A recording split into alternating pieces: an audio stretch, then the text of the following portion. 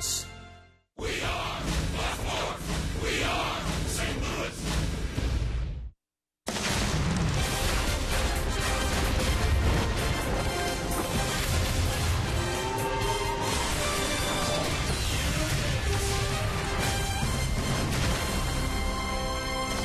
This is St. Louis Cardinals baseball on a beautiful afternoon this Labor Day 2015.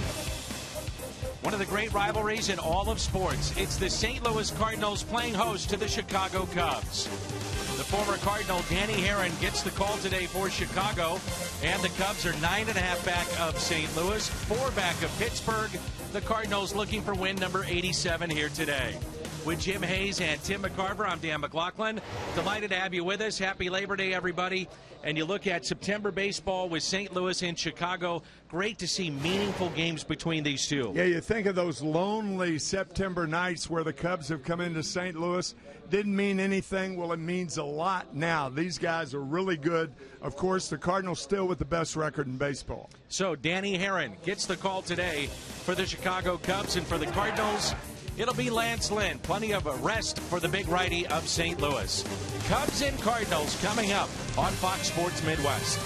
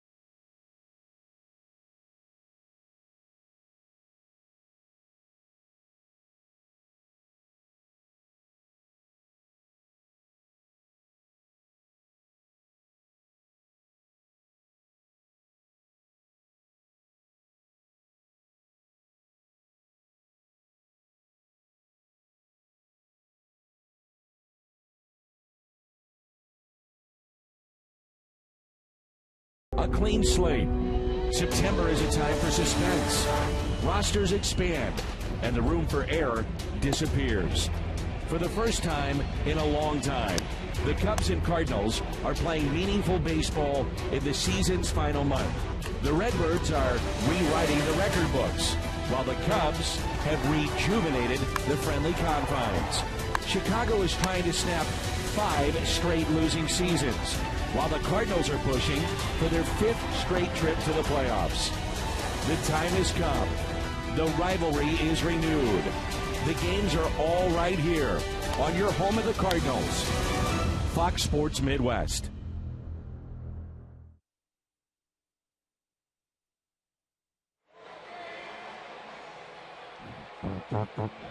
Yes, sir.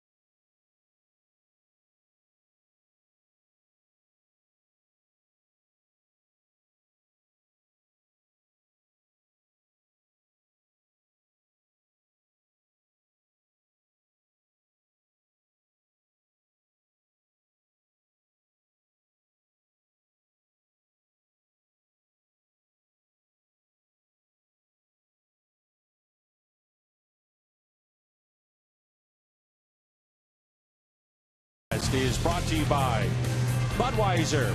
Make a plan to make it home. Save big money at Menards on all your home improvement needs.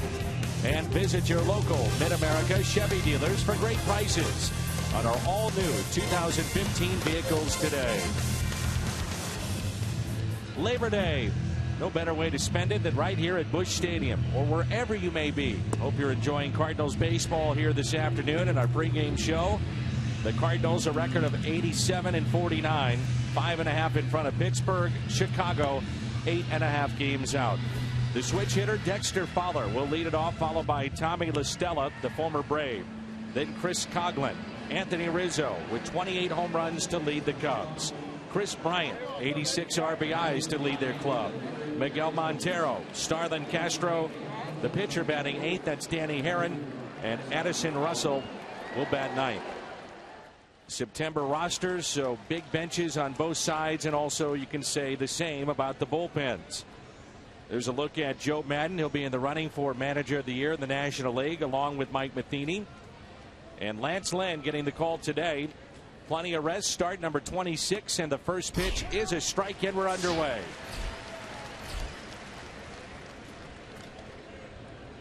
One thing about the Cardinals, they'll try to score runs for Lance Lynn. He has been victimized. Less than 3 runs per game, 2.87 to be exact. It was a week ago, by the way, Tim, that we saw in San Francisco. Lynn had the apparent knee injury. Then it turned out to be an ankle injury. So plenty of rest as the Cardinals skipped him on Friday night. In your experience, when guys are skipped, do you notice one thing or another when they come back? I think generally speaking, they're stronger when they come back. That would stand to reason. But Lance Lynn, one of 3 pitchers given an extra day or an extra start. Mike Iwaka and Carlos Martinez the other two. Waka goes tomorrow, Martinez on Wednesday. And the Cardinals do not face Jake Arrieta, who right now is the ace of their staff and could be the Cy Young Award winner. He could very easily be. I think it's going to be Greinke if I had to vote, but Arrieta will be a close second. 3-2 pitch. Hit down the right field line. It's well hit, and it is 1-0 Chicago. Dexter Fowler with home run number 17.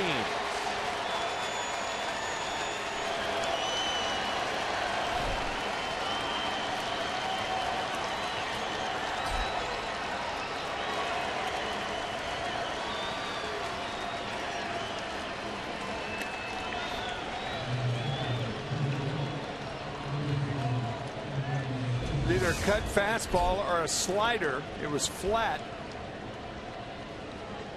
Flat pitch, splat from Fowler. I'll tell you, it's not the fault of your set if you hear unusual roars go up when the Cubs do something. About half and half here. 12th home run allowed by Lance Lynn. That pitch taken for a ball by third baseman Tommy LaStella. Fowler's had a really good year for Chicago. LaStella is hitting 172. And a fly ball lifted into shallow center. There's John Jay. One away.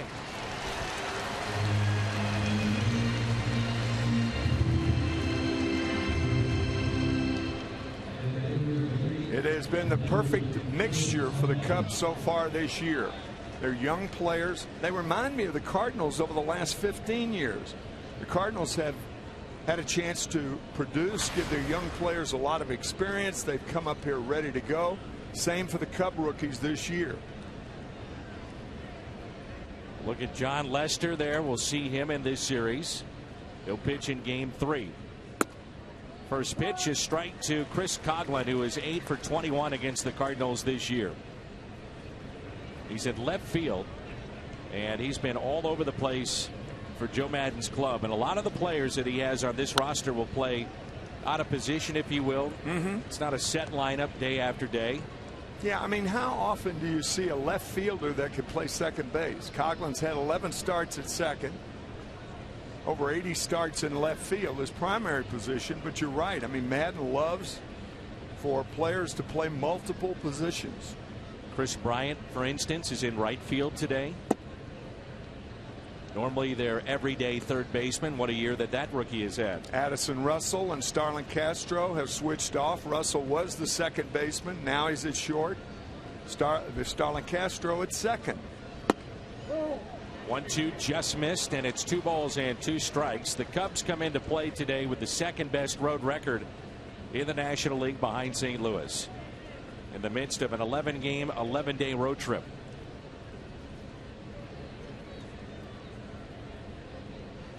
The 2-2.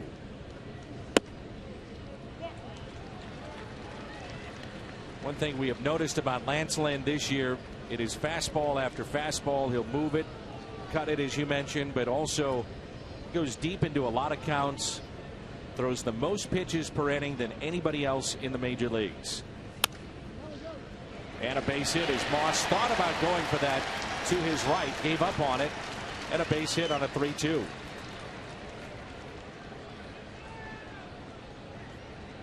The National League Central Division, arguably the best division right now in baseball, with the Cardinals, the Pirates, and the Cubs. And in the American League Central, Kansas City 82 and 54. Those are your best records in the game.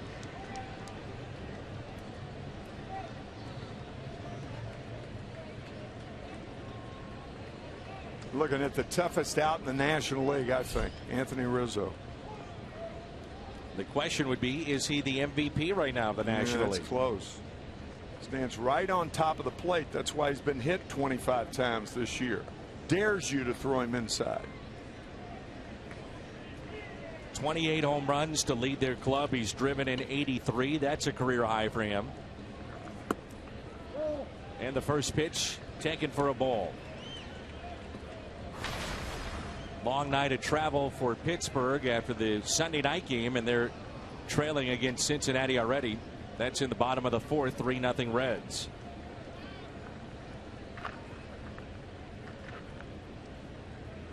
Here's a 1-0. 2 balls and no strikes. 2-3-2 counts. Now 2-0 on Rizzo. More pitches they see, the tougher the hitter is.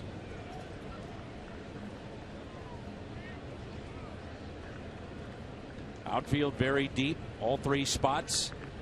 Carpenter is at second base today. Initially was to get the start at third base. They're calling it a mild calf strain for Colton Wong, so Carpenter shifting from third base to second. You saw Mark Reynolds there. He's at third base, well off the line. Colton would get a chuckle out of this. First time I've ever heard of a guy who had a sore cap. Cardinal cap, was it?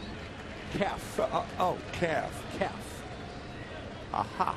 But he's not wearing his cap, so you don't know. I thought you meant like the cap of the shoulder or something like that, but I didn't know it was a sore calf. So he's out. 3-1 pitch now to Anthony Rizzo.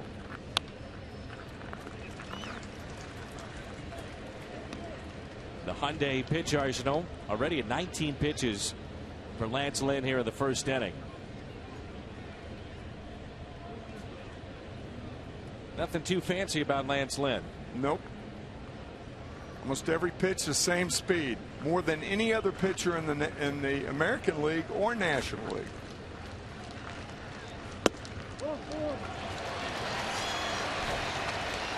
Runners at first and second with 1 out, and it brings in Chris Bryant. The Cardinals defensively today for game 1 with Piscotty in left, Jay in center.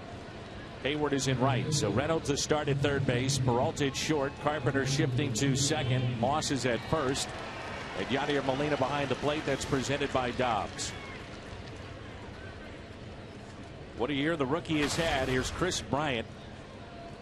Hit his 23rd home run of the season yesterday, and it was off the scoreboard, high off the scoreboard. Longest home run in the big leagues yet this season, and that was yesterday at Wrigley Field.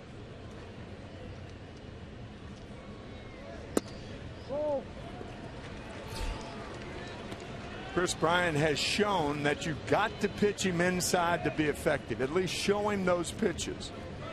One thing about Chris, he has those long arms, loves to extend them, as most guys do. If you crowd him and then go away, that's one thing.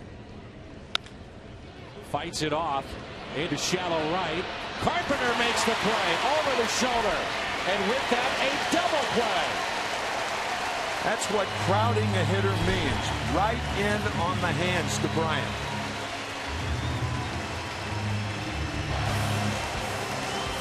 Dexter Fowler, though, his 5th leadoff homer this season, 14th of his career. 1-0 Chicago.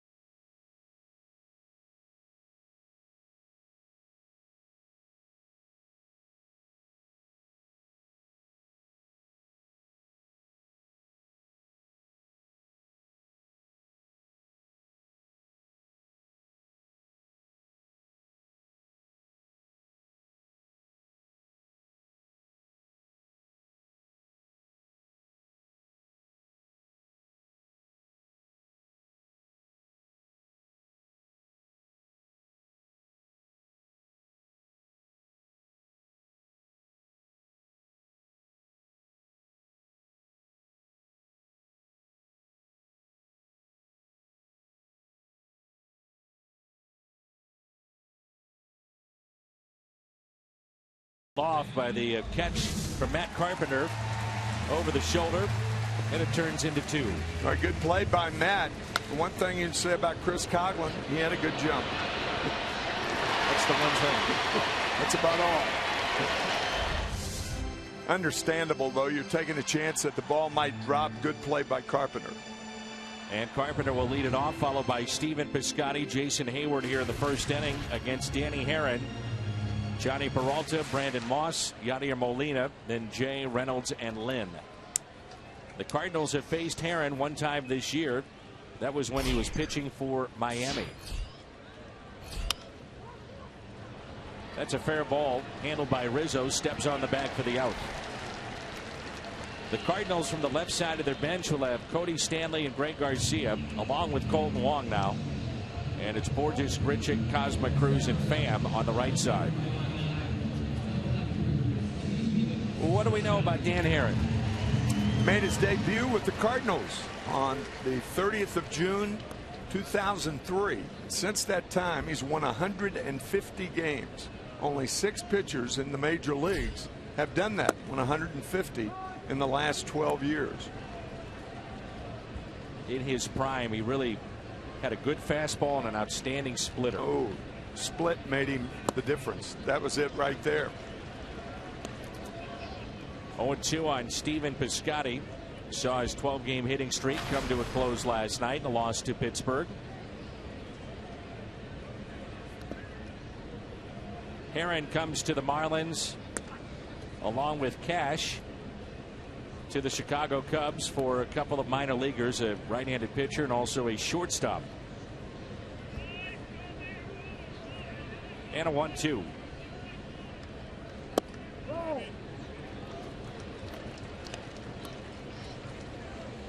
Danny Herron, for as good as he's been, has been well traveled in his career. There's no doubt about that.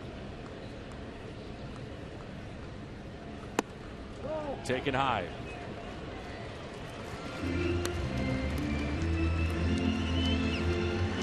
As Tim mentioned, began his career with the St. Louis Cardinals. Then was traded to Oakland. That was part of the Mark Mulder deal as Piscotty strikes out. First strikeout for Dan Herron. And a look at the Hyundai pitch arsenal for the right-hander of the Chicago Cubs. Saw Lance Lynn with virtually the same speed pitch all the time. Not so with Herron. The four-seamer, that's what he got Piscotty on. Throws a curveball occasionally, but he throws a split actually more than 5% of the time. That's still his go-to pitch when he needs a strikeout. So as Tim mentioned too, 150 wins, but also trying to close in on 2,000 strikeouts. He's now 6 away from that milestone. He's had a nice career, hasn't he? He really has. You know, the one thing that a pitcher wants to be known as when his career is over is that he was a winner, and this guy's been a winner. Those are large words. Winner in caps. Same can be said about a position player. He was a winner. 2-1 to Hayward. So that debut back on September 3rd of 2003, a pretty famous game in recent Cardinals history. That was the game that Dusty Baker and Tony La Russa were screaming at each other after a couple of hit batters. And a walk to Hayward. The Cubs defensively with Coughlin in left, Fowler in center, Chris Bryant in right field. La Stella is at third, Russell at short, Castro at second, Anthony Rizzo, good defensive player at first base, Miguel Montero behind the plate.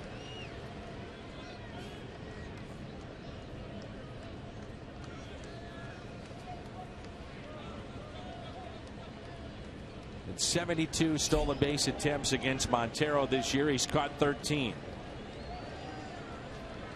Herron, along with other problems, he's a very difficult pitcher to hold runners close. He throws that splitter, and you've got to keep throwing it with runners on. Tough to throw on that pitch. Johnny Peralta, good numbers against Danny. Those two saw each other an awful lot in the American League. 9 for 30.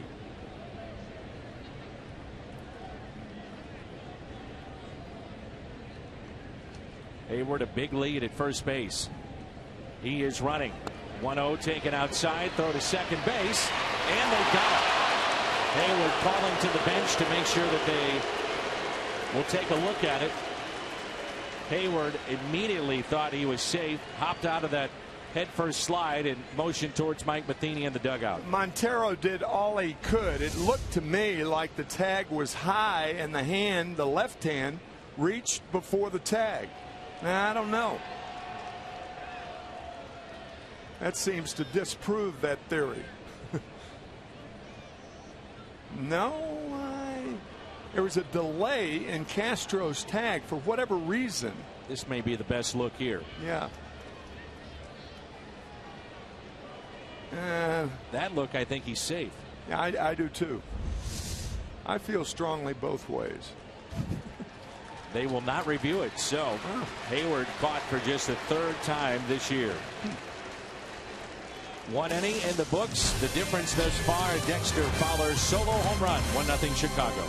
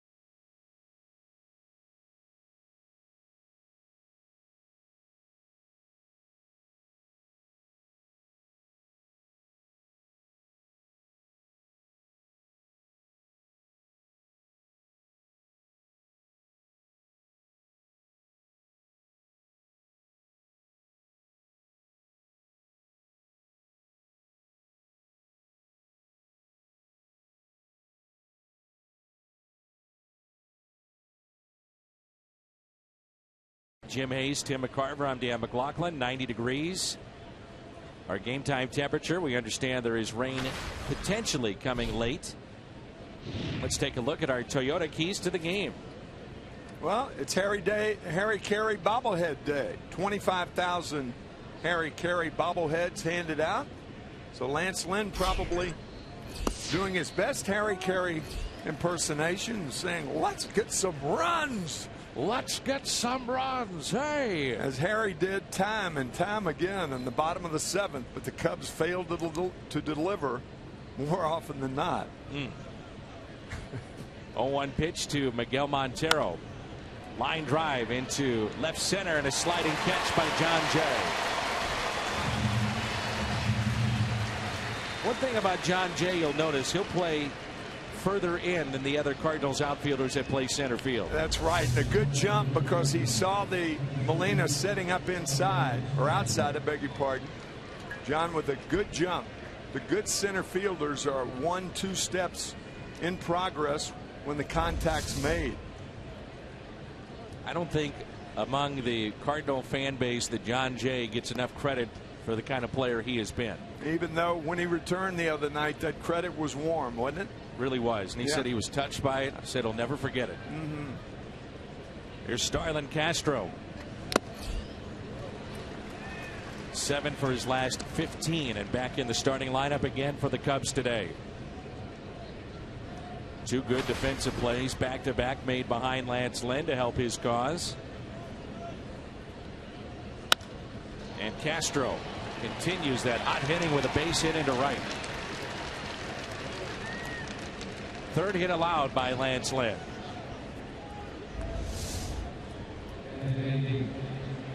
Fastball outside part, line to right field. Bunt situation right here. Heron, a very good bunter. 10 sacrifices this year. So Reynolds anticipating that. Cheats in on the grass at third base. Moss holding at first. Bunts it in the air, and strike one. Joe Maddon has used his pitcher batting 8th basically the entire year. All but one game. Len Casper, the Cub fine announcer, works with Jim Shays right next door, telling us that before the game.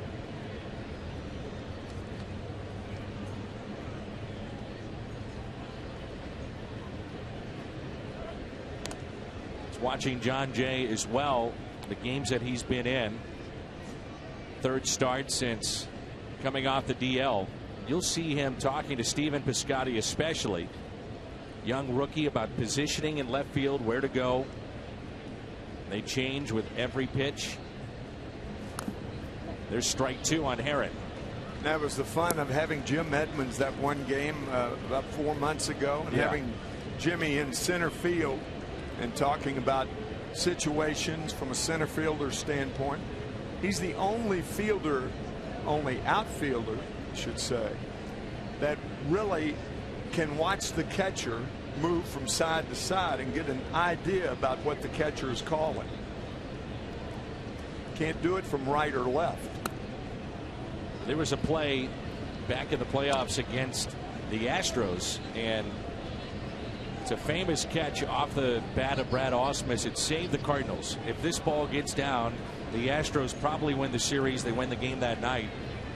And it was a game-saving catch in Game 7 of that tremendous series the Cardinals had. As Herron taps it foul, touched by Reynolds, but he talked about that, how he shifted knowing what pitch was coming from Jeff Suppan, who was on the mound that night, realizing Ausmus, who rarely pulls the ball, would pull that pitch, saw where the catcher was lined up, and Jimmy moving into left center and made a diving catch. Spectacular play, and saved the Cardinals season.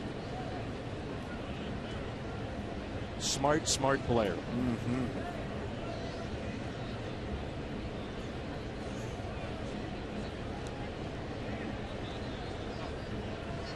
One ball, 2 strikes on the pitcher, Dan Herron.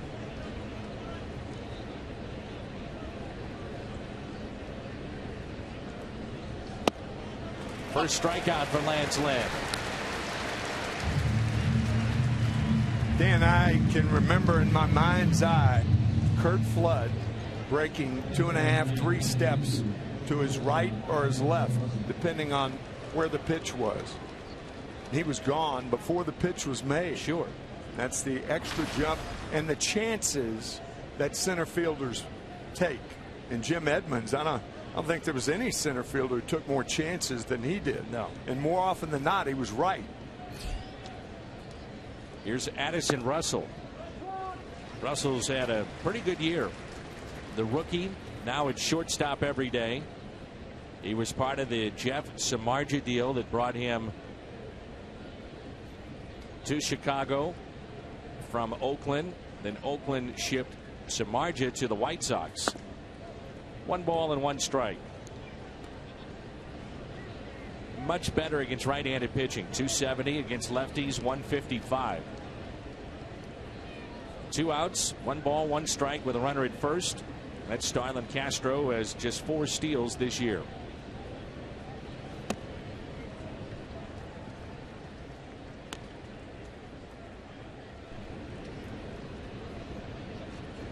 To further your story, Tim, about Curt Flood, as it pertains to Edmonds and actually moving with the pitch, Jimmy did that on that famous catch as well. Took a few steps, began going that way. 3-1. How important was it? Well, it allowed him to make the catch instead of him dropping the ball or not catching up to it. The ball would have gotten by him. It would have been a triple. Run would have scored. Change the complexion of the game. Ausmus at the plate. I believe Jeff Kent was the runner that night.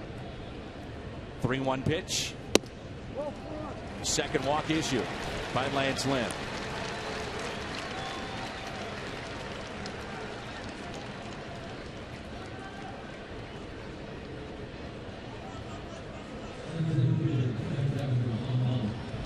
brings in Dexter Fowler. Homered his first time up. Came on a 3-2 pitch, put it in the seats in right. Fowler with 17 home runs from the leadoff spot.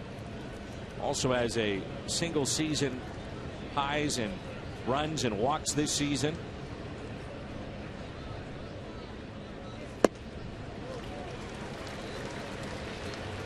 Strike one.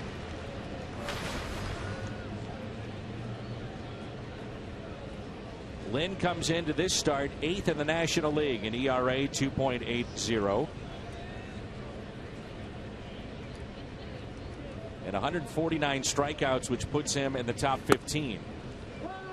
0-2.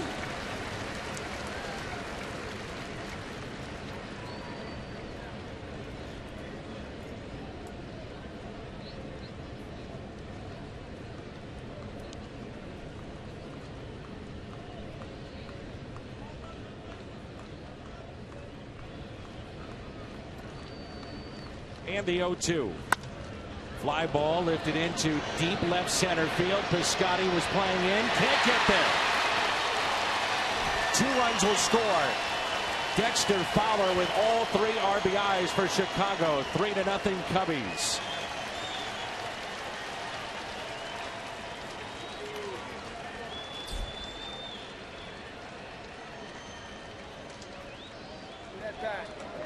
Well, if you make a hitter reach with the count 0-2, that's one thing. But when you pitch him 0-2 like it were 2-0, that's an entirely different thing. Piscotty can't get a good jump on that ball, playing in, as you said, Dan. But that's a careless 0-2 pitch from Lynn. And now Tommy La Stella. 3-0 Chicago. Stella fly to center first time up, and there's strike one. You know, when you define control for a pitcher, control is throwing a ball when you need to. It's not always strikes. When it's 0-2 to a hitter, you make him reach. The pressure's on the hitter, not the pitcher. 2-2, it's just the opposite. Pitcher has to throw a strike. Make him reach, or if you jam him, plops one in somewhere, there's nothing you can do about that. But entirely too good a pitch, 0-2. 1 ball, 1 strike. Fowler now up to 41 RBIs on the year. 2-1 the count. And Piscotty playing in, you got to think too, but Fowler, if you're looking at his power side, it's from the left side of the plate too. He was really in. Yeah, I just don't think you can fault Piscotty as much as you can Lynn on the pitch, not the position. That's my view. 3-1. I think you're going to opposite fielder. You're going to take a lot more hits away from him on balls that fall in front of you. Occasionally one's going to be over your head, but not many.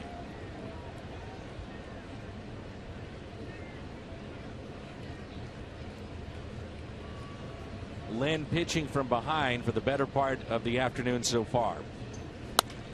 Hit the other way, out of play, full count.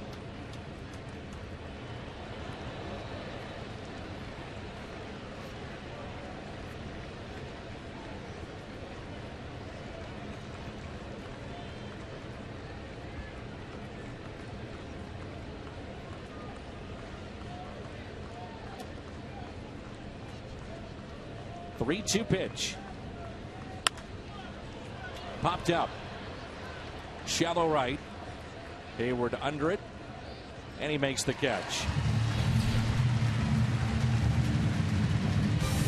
Dexter Fowler was 2 for 18 coming into this game this month.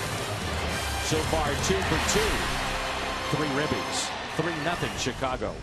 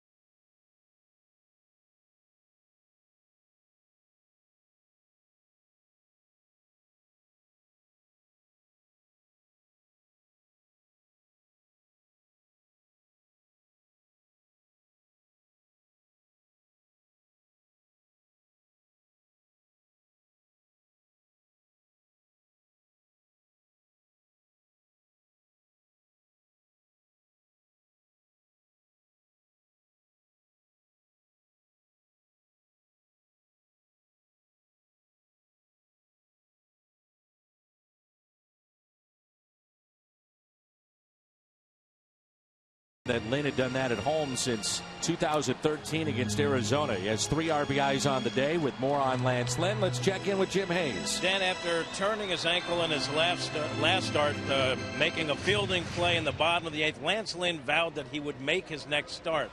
That start would have been this past Friday. Mike Matheny, however, pushed Lance Lynn back. Lance told me he didn't love that idea, but he told me he understood it. He said the extra rest shouldn't be an issue today because his ankle was fine and he got to throw 2 bullpens. Mike Matheny says Lance was feisty when they had that conversation about Lance being pushed back, but Mike says it shows that he, quote, just wants the ball, and that's a good thing. Dan, Mike Matheny saying he wanted to give Lance a little break like he did a couple of his other starting pitchers. He thinks in the long run that will pay dividends.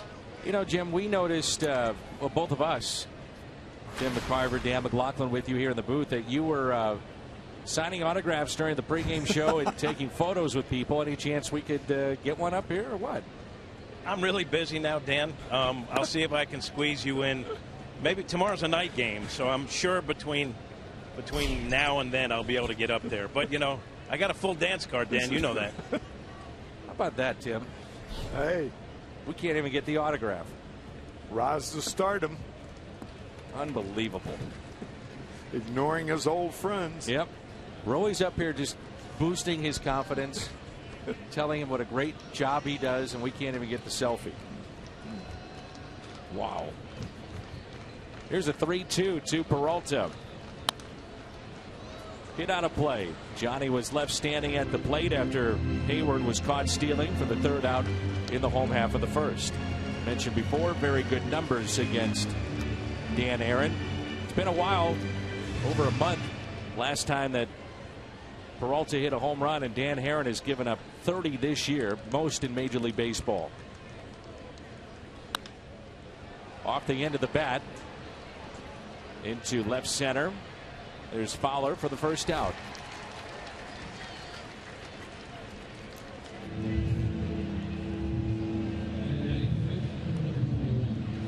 Brings in first baseman Brandon Moss. His last 10 games, 4 home runs and hitting .389.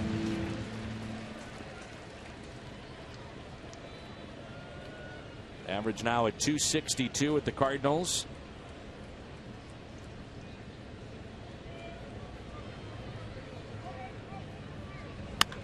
That's pulled foul.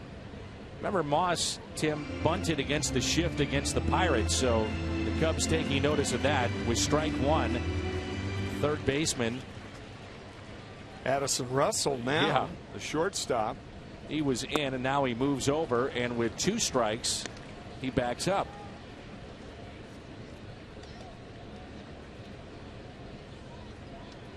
Almost 4 infielders on the right side. Now Russell moving a little bit to his right.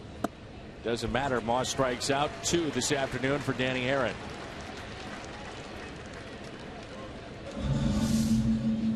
That's a split. They're rarely strikes.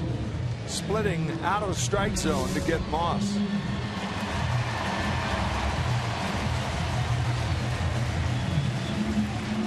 Yadier Molina over his last 14.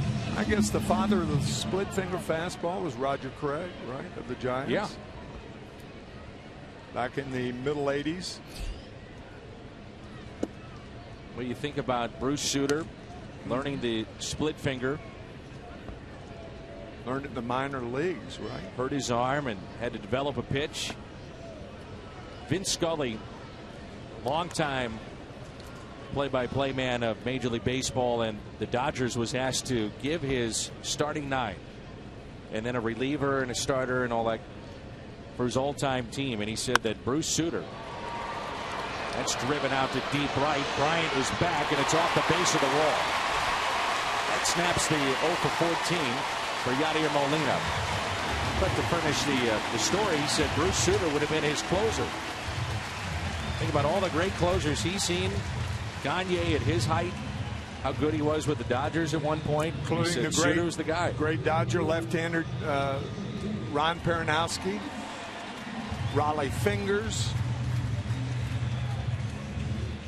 Trevor Hoffman, and of course Mariano Rivera. And There is no doubt who the greatest reliever in the history of the game is right now, and that's Mariano Rivera. Nobody comes close. Here's John Jay. I'm not saying an everyday right fielder makes that play in right, but Bryant did not look comfortable on that ball. I think that's a valid point. That's one of the problems with moving guys around all the time. They're less familiar with their positions.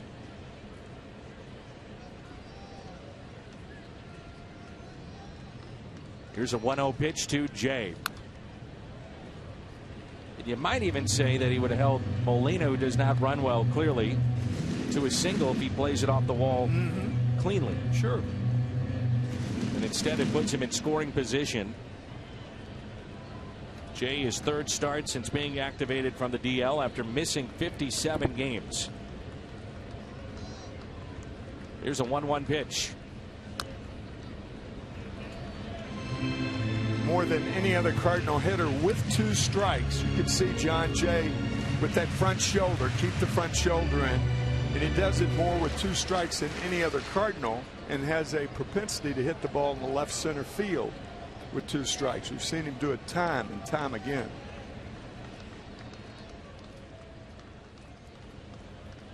Molina dancing out at second base, and that's pulled foul. You can see that Aaron is trying to pound him in. Just like Rizzo is hit time and again, that's the case with John Jay. He is always hit by the pitch, and that's been a constant since he's come up to the big leagues.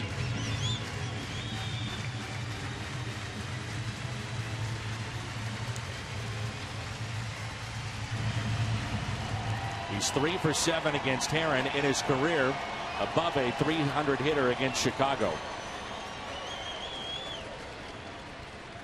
The 1-2. 2 strikeouts in the inning, 3 today for Danny Herron. He's closing in on 2,000 for his career, now 4 away. Gets the strikeout here of John Jay. Cubbies on top, 3-0.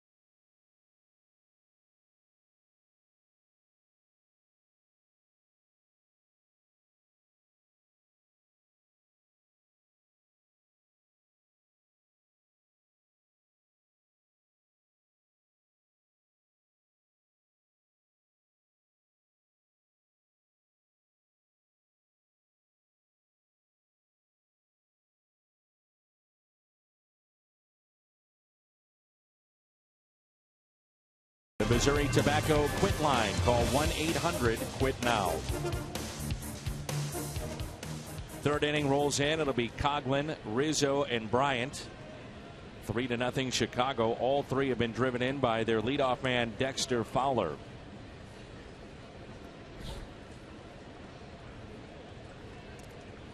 Hey, remember the start that Lynn had back on August 13th against the Pirates. 2/3 of an inning, 6 hits, 7 runs,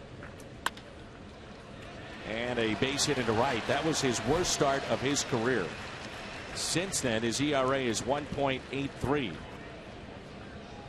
But today he's been falling behind on a lot of hitters. And the Cardinals trail 3-0.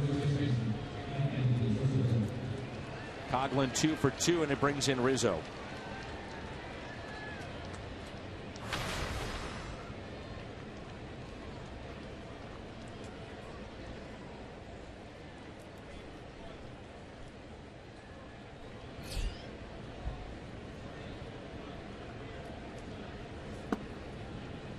There's ball 1 to Rizzo. Hitting .312 in this division. The Pirates do not win the Central. They can look back at what they did inside the National League Central Division. The Cubs have been steady in a lot of different areas. Pittsburgh 10 games below 500 inside the division. The Cubs are 6 games above 500. And the Cardinals 13 above 500. The 2-0 is ripped into right center field. That's trouble. That ball will go all the way to the wall. Coughlin will be laid in. Rizzo drives in his 84th. 4-0 Chicago.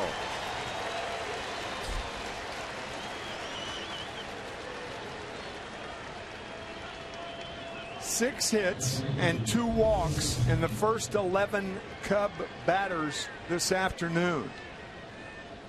Lance Lynn falling behind Rizzo. You know, when you think about it, Lance Lynn overwhelms hitters when he gets them out.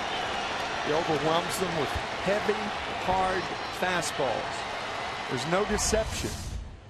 Certainly no deception to the Cub hitters today thus far. Here's Chris Bryant. Not to make excuses for Lynn, just wondering out loud here. Dealing with the knee and the ankle. A lot of pitches have been up. Is he able to finish off his pitches to get him down in the zone? Just something to think about. I mean, there's nothing as far as velocity is concerned. That's not a problem. Falling behind is a problem. And the 2 walks. And he's behind Bryant. It's 2-0 to Rizzo, 2-0 to Bryant.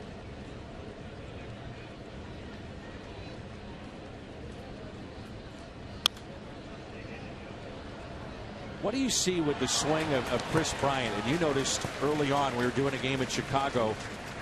His Manus is already up and throwing, but just the lift that he's able to get. He's got natural lift. And very few hitters have that when they break into the major leagues. Some guys are as strong as an example. I would imagine Addison Russell is as strong hitting a ball as Bryant. But a guy like Addison, you don't see the lift in most young swings. They have to create lift, and it's something, in my view, that you cannot create.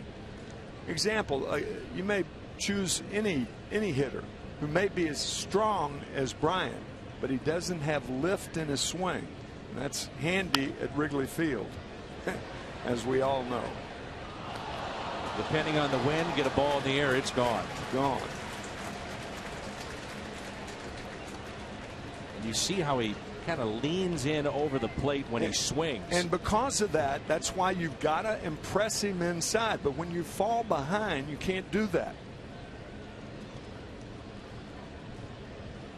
More or less looking for the pitch right there to drive when he's ahead in the count. So 3-2 the count on Chris Bryant. Still nobody out. Runner at second base. And now Molina out to visit on this 3-2. Pitch count is so important and often dictates whether a pitcher is going to get a hitter out or not. You look at the box score at the end of the game, and I'll guarantee you, in most major league games, you'll go pitch count was in his hitter's favor, he got a hit. On the other hand, if a pitcher had a good game, pitch count was in the pitcher's favor, he got him out. So important. Crowded him with another fastball. Strikeout number 2. He's pitched Bryant very well. One broken bat, little looper to right field, a double play turned by Carpenter, and then the strikeout. Now time for you to tweet your strongest fan photo. Use the hashtag MWDataStrongFan. And it's presented by T-Mobile.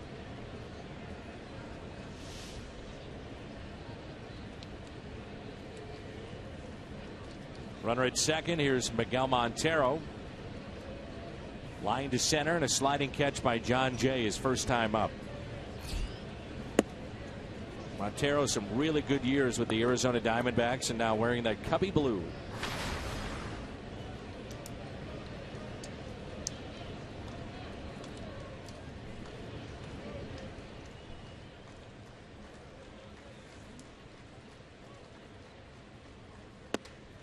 That pitch taken for his strike. Montero, a grand slam yesterday.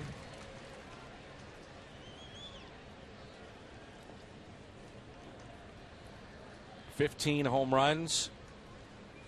He's driven in 48. Big gap in right center. The 1-1.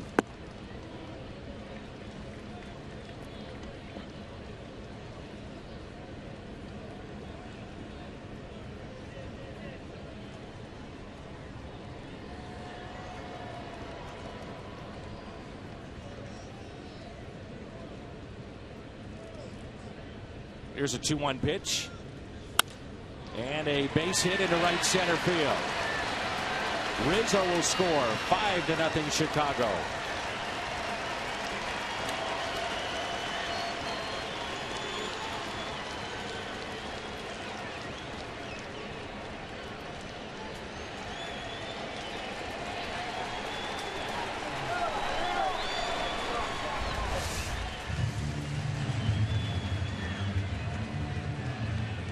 That was a pretty good location. Had a line drive on the end of it.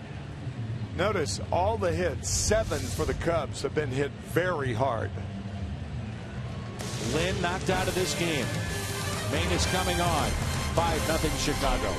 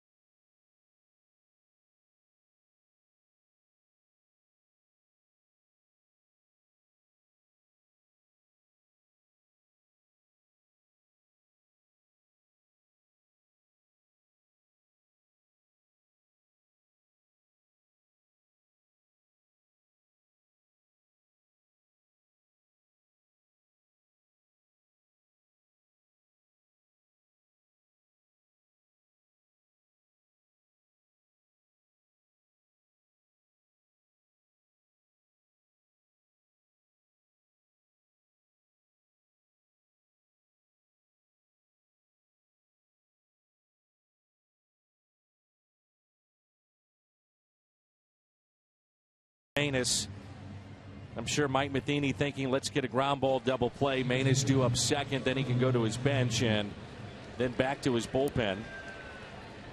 Not what the Cardinals or anybody anticipated here today. 2 1/3 from Lance Lynn. 7 hits, 2 strikeouts, walked 2, gave up a home run. And the man at first, Montero, still his responsibility. Here's Castro, who singled to right and scored back in the second inning. 5-0 Chicago. Boy, Manus just answers the bell every day. Appearance number 67 on the year. Did you read Joe Maddon's comment about bullpens, by the way? He said, I'd rather have a tired bullpen, because if I have a tired bullpen, that means we've been winning. And that's the case with the Cardinals, and I agree with that wholeheartedly. You know, these guys are thoroughbreds. And, I hesitate to talk about bullpens being tired and stuff like that, particularly in September. You get a different wind in September. You get this infusion of energy. You're on a winner. Runner was off of the pitch, and it's tapped foul. I understand Maness has had a lot of more than yeoman work this year. He's been terrific, I think. As dependable as the day is long. On the pitch arsenal, Maness, sinker ball and changeup. Mixes in the slider. Talking with him the other day about this, and he said, I've conditioned my body and my mind to be ready to go every single day. That's a great statement. And I think more of that should be said. Instead, I know, fans are very zealous in the whole bit, but they talk about, well, Mike Matheny's working this bullpen too hard. He needs rest and all that sort of stuff. I just, I don't concur. These guys are thoroughbreds, and they do condition their bodies to throw a lot. And throw with pain. Sure. Yeah, I said to Seth, I said, how's your arm? And he said, well, it's fine, but, this time of year, you pitch through any of the aches and pains that you have. And from Seth, it's not a guy who's going to give you something you want to hear. He's going to tell you the truth. 1 ball, 2 strikes. Sleep in November. Ooh, and that ball gets away from Molina. A wild pitch, and Montero winds up at second base, and that eliminates the potential of a ground ball double play.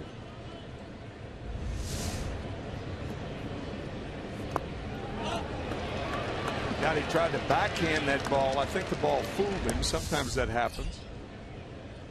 Instead of going down with both hands and keeping the ball out in front of you, you don't have time. Try to catch it instead of block it. And a fly ball lifted into center. Jay backs up, puts himself in a position to throw, and back to the bag at second. Montero. That ball would have been on the ground, I think. It looked like a Vladimir Guerrero at bat. The Vlad used to hit short hops. Look at this pitch.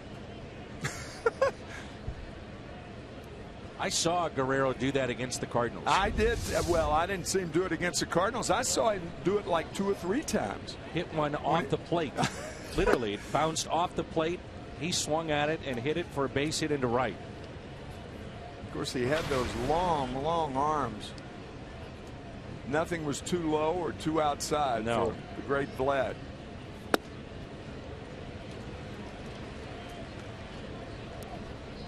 Runner at second. And here is Danny Herron. Already the 7th plate appearance with a man in scoring position and a base hit into right field. They'll hold up the runner. Hayward was playing way in anyway. And Herron is 1 for 2 in the afternoon.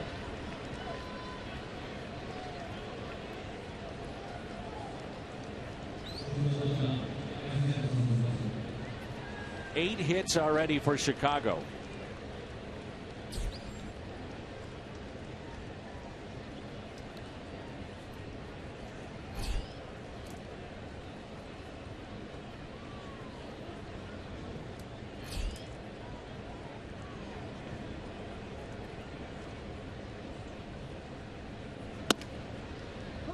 And a strike to Russell. Walked and scored back in the 2nd inning. Just the 4th time in his career that Lynn has not gone at least 3 innings. 2nd time in his last 5 starts. Dan, another thing about the bullpen is the Cardinals have played an awful lot of very close games. And when you play very close games, your bullpen is going to get involved, particularly in this day and age, about pitch counts and stuff like that. High fly ball into deep center field. Jay looks up and it is gone. 3-run homer. Addison Russell. 8-0 Chicago.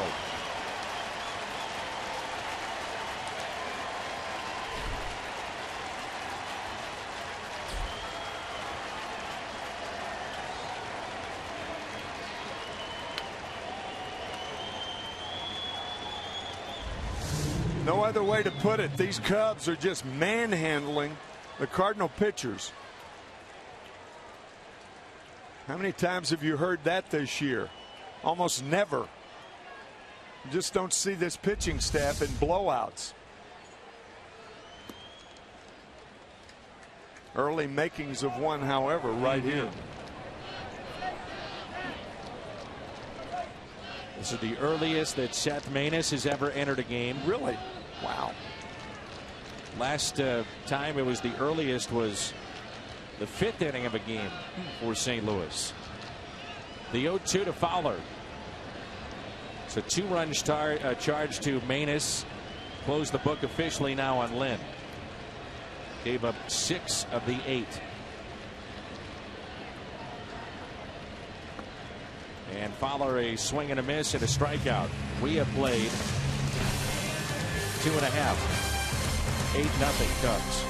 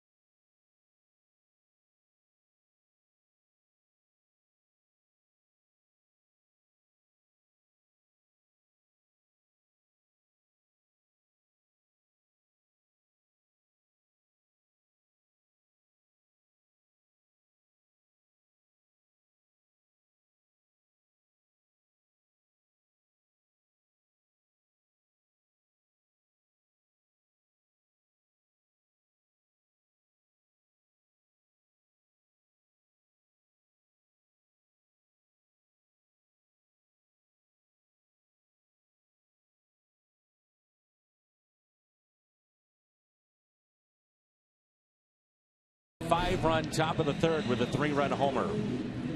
6 is a serious number and on the run. When the Cardinals score 6, any size drink just 50 cents the next day. That's coffee, fountain, or frozen drinks. When they score, you pour. At your nearest on the run, you earned it. Tyler Lyons is throwing in the Cardinals' pen. Greg Garcia moves to the on-deck circle. A pinch hit for Seth Maness. 8-0 Chicago. And a strike to the Cardinals' third baseman. That's the one thing about September, as we all know. I mean, you just line up pinch hitters when you have a blowout early. You only have a limited amount of outs with which to work. Pitchers don't hit in games like this. The Cardinals, including today, with 26 games remaining on the schedule, 23 against the Central. They're 1 win shy of 50 here at home, which would be just the 25th time in franchise history they would get to 50 home wins. That's pulled foul.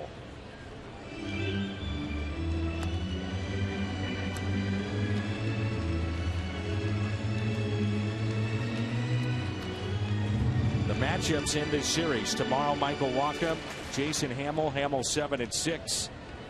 And then Carlos Martinez, John Lester. Wednesday, by the way, is an afternoon game. 12:45 with our first pitch Wednesday afternoon.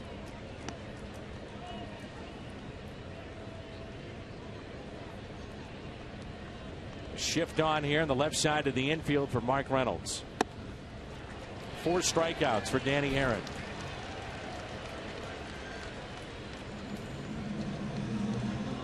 The most popular way to follow the Cardinals' push to the postseason is with MLB.com at Bat, the #1 app for live baseball. You'll get live look-ins, highlights, replay reviews, scores, StatCast, and so much more. Get MLB.com at bat now.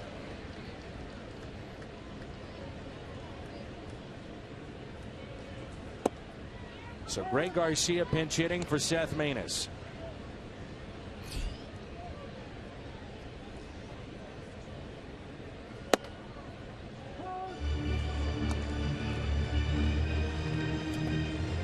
To the count.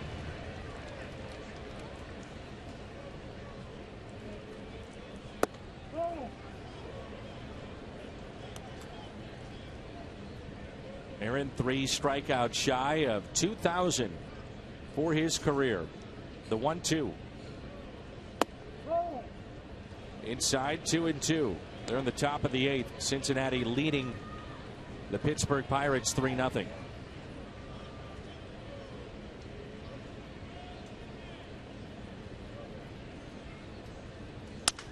Garcia, broken bat single into right field. Second Cardinal hit. Love the drink run with any size, any flavor McCafe shake for just $1.99 only at McDonald's.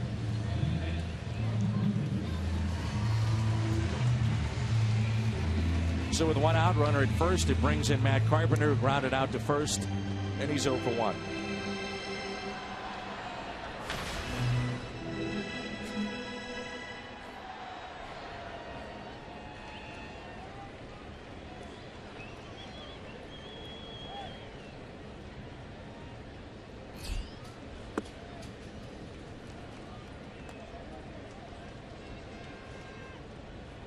This Cardinals team, Tim, has been defined by pitching overall, but starting pitching especially. You just don't see many games like this. Not from St. Louis. No. 1 ball, 1 strike. That's why this Cardinal team, when you follow it, whether you're a fan or a writer or a broadcaster, they're so much fun to cover because they're rarely out of games. All the games are tight. Carpenter lifts a fly ball into right center. Fowler under it. 2 down.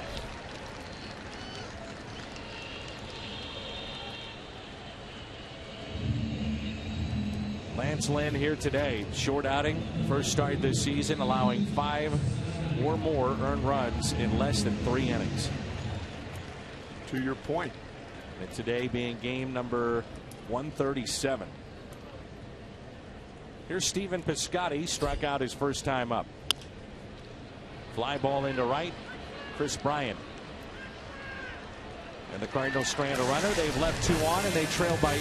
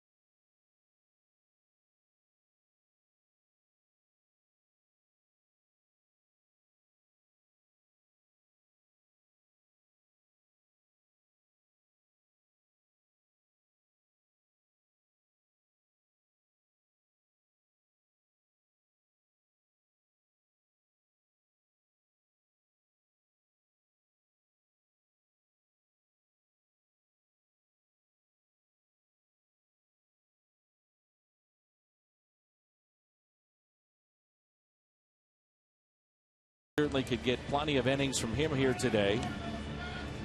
And in September, as you mentioned, Tim, it shouldn't be a situation where any manager feels like they're backed into a corner. You would think, looking for innings or looking for bats to come off the bench, expanded rosters should be plenty in the tank there. No. September, never a problem.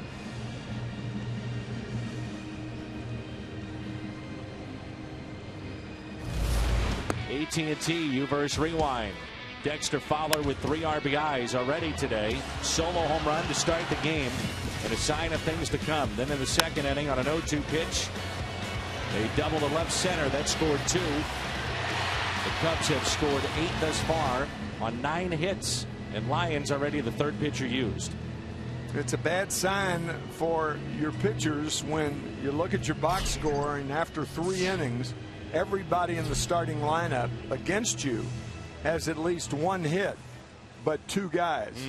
That includes Dan Herron, who had a big hit that led to 3 runs the last inning. Key ball game in the American League East. The Nationals and the Mets. That game tied at 5 in the top of the 7th. That's in our nation's capital. Max Scherzer made that start, gave up 3 solo home runs. Then the Nationals have come back. Wilson Ramos a grand slam to tie the game at 5. LaStella with a fly ball into shallow right. Hayward is there for the first out here in the top of the 4th. Dan, how about those 3 solo home runs by the Mets to give them a 3-0 lead? Yoenis Cespedes, Mike Conforto, and Kelly Johnson. None were with the team prior to August 1st. Completely overhauled their lineup. Right. Which is what everybody said that they needed to do. They had to find offense somewhere. As they have their great young pitching and a lot of talk around Major League Baseball about what to do with Matt Harvey and pitch counts and innings. No. So what the latest word I heard, and for those that don't know, his agent is Scott Boras, and they said the innings limit would be at 180, and Harvey is getting closer to that. That pitch taken low by Coughlin, 2-0. Scott Boras telling Sandy, the general manager. Sandy Alderson. Sandy Alderson. I couldn't think of his last name. Sandy Alderson, general manager of the Mets, that what are you going to do? Go against the surgeon? The surgeon said he can't pitch more than 100. Nice play by Hayward. Good play by Hayward. More than 180 innings. Now, with all due respect toward the medical community, there has never been a study as to how many innings when a pitcher drops off or hurts his arm. Is it after 120? After Tommy John surgery? 90? 130? 180? 200? Do a study, and then there will be proof that it does not serve a pitcher well to go past 180 innings. It happened to Strasburg 4 years ago, and he has been a mess since then. May have cost the Nationals in the postseason. Maybe. That was against the Cardinals, too. Sure. Here's an 0-1 pitch to Anthony Rizzo. So, I mean, if you show the proof, then it's not, believe me, it's not that I don't respect the medical community, but you've got to come up with some study. That's the way it goes, isn't it? Ground ball that's hit to first. Moss to Lyons in a 1-2-3 inning. First of the afternoon for the Cardinals pitchers. You're nodding, but I'm not sure you agree with that. We'll talk. We're taking the gloves off.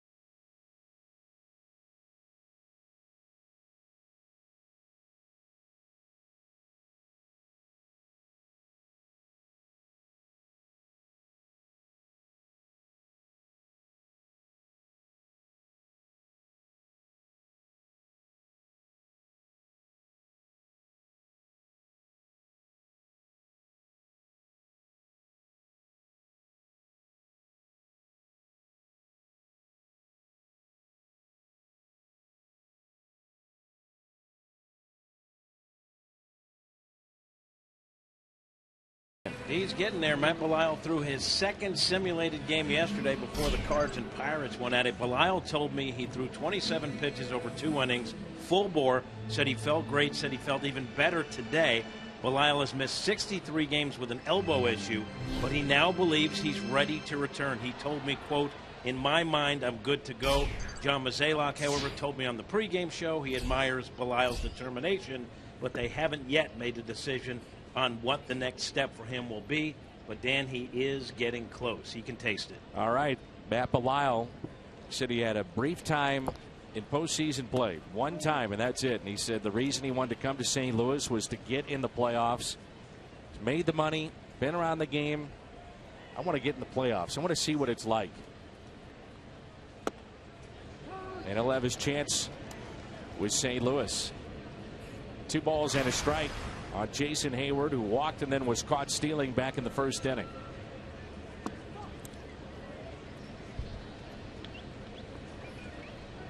What I don't like is an agent dictating to a team what should be done with their players. Nor do I. As Sandy Alderson said, you mean Scott Boras is going to tell me what to do now? You know, after 5 months, when Matt Harvey has thrown 166 2/3 innings, now you say, and it puts the general manager in the team, I mean, plus a city. Ripped down the right field line and foul.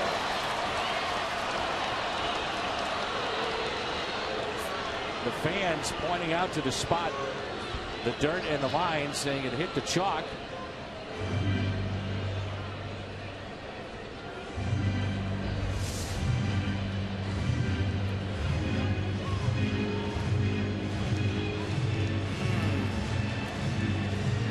You can hit the outside of the chalk and still be fair. I couldn't tell.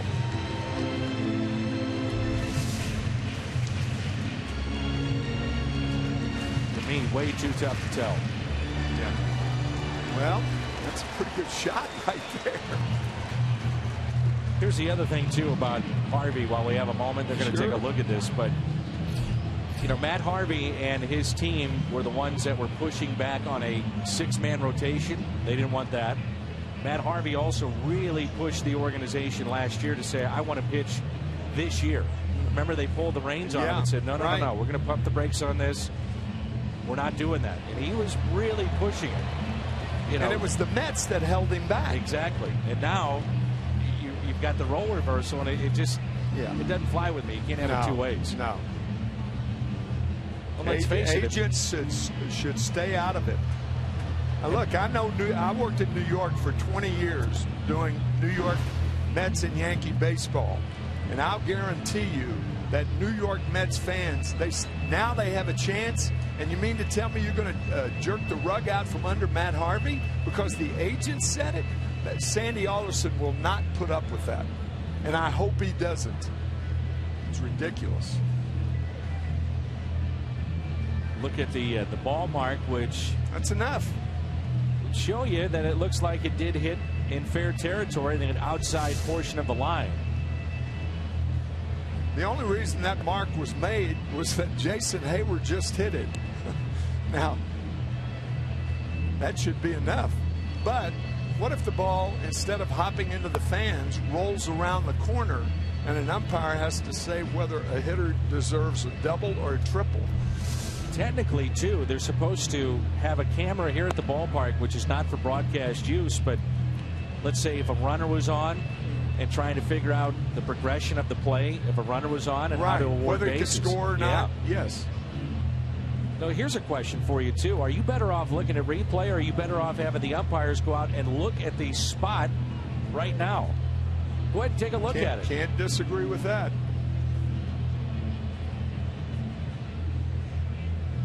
I mean, you've got a better chance to go look at that spot. You know exactly where it hit, instead of taking a look with camera angles and video replay. At least in my mind, it's a much easier way to do it. Yeah, that makes all the sense in the world, Dan, and I did not think of it, partner. Now, that's one thing you haven't thought of. I mean, I know it. There are a lot of things I don't think of. What are you talking about? Couldn't think of Sandy Alderson's last name. That's one. keep going. Not only sitting next to my partner, but my critic. Get in the line. I'll tell you what, if people could hear us before games, after games, in between innings. That's the fun of it. I mean, that's the fun of this game, this crazy, wacky game of ours.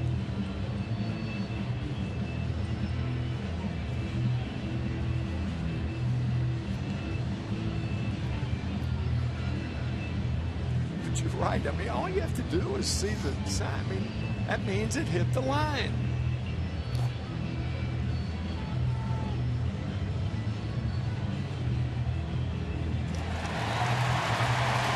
So he is awarded a base hit.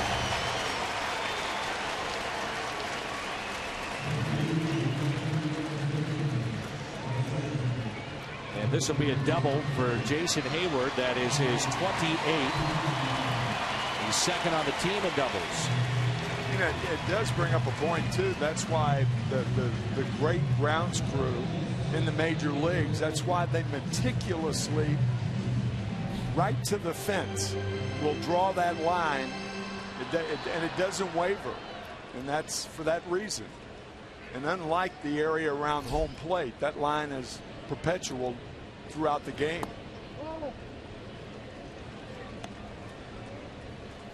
First pitch, a ball to Johnny Peralta. Fly to center. First time up.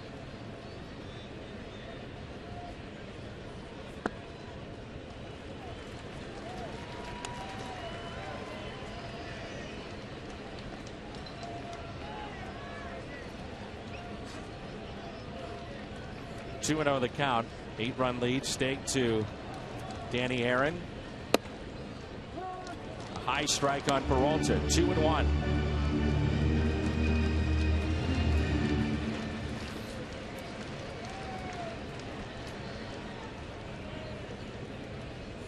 The Cubs with some injuries to their bullpen and their everyday lineup. 2-1 pitch. One being Jorge Soler, who's not in right field today, dealing with an oblique, and also Jason Mott, who for a while was the closer for Joe Madden's club. Former Cardinals had a good year.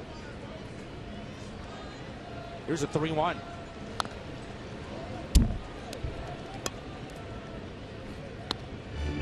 Now bottom of the 8th, Cincinnati leading their game 3-1 over Pittsburgh. Keep an eye on that. Mets have picked up a run, 6-5 in the top of the 7th over Washington. 3-2 pitch to Peralta. Second walk. Managers love that, don't they? An 8-run lead, you're walking guys. They're legends, icons, and warriors. And starting next month, two of the biggest names in the UFC will face off as coaches, as interim featherweight champion Conor McGregor and Uriah Faber join an all-new season of The Ultimate Fighter. The mayhem begins Wednesday, September 9th, only on Fox Sports 1.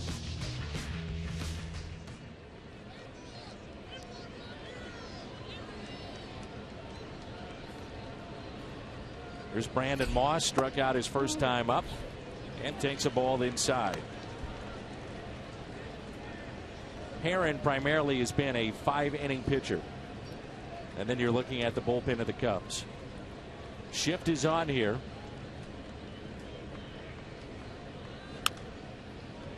One ball, one strike.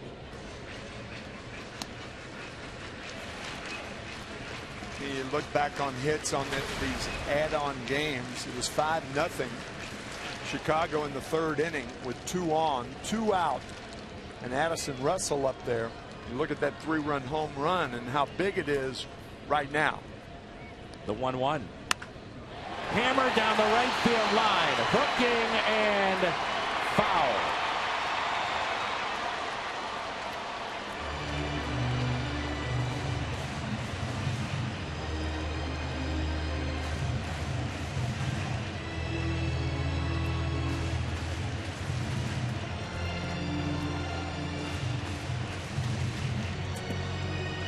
They have been pounding Moss in the entire day.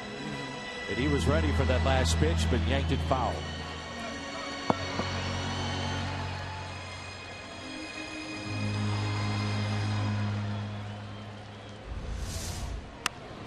crushed foul. Brandon with that body language trying to wish it fair. And a high strike, and Moss is strikeout number 5 for Danny Aaron.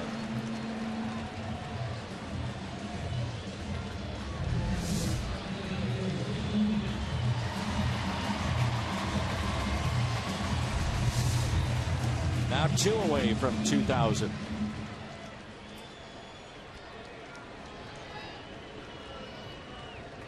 Yadier Molina, a double into right off the base of the wall. 1 for 1 today. He snapped an 0 for 14.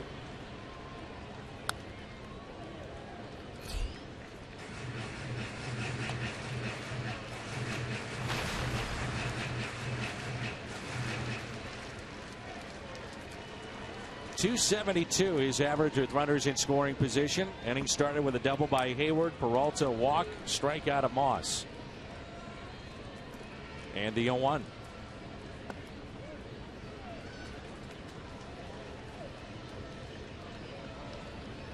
You hit Labor Day. It's such a fun time of year in Major League Baseball. Football has started. Weather is turning. You're watching the scoreboard. Love it. Watching the scoreboard much more now because of the finality of September. Herron got a piece of it that saves a base hit. And the bases are loaded.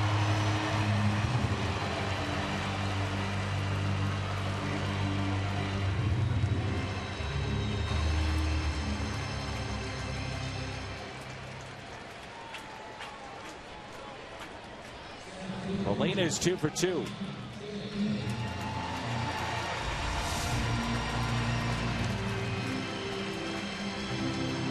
Looks like it hit Dan on the sole of the left shoe, the heel perhaps. Dan was drafted out of Pepperdine by St. Louis. What a campus that is. Awesome. Pepperdine, gorgeous. Yes. Right in Malibu, above Malibu, and right outside L.A. Popped up, and a sliding catch. And what a catch and what a play that was by Tommy La Stella. Man.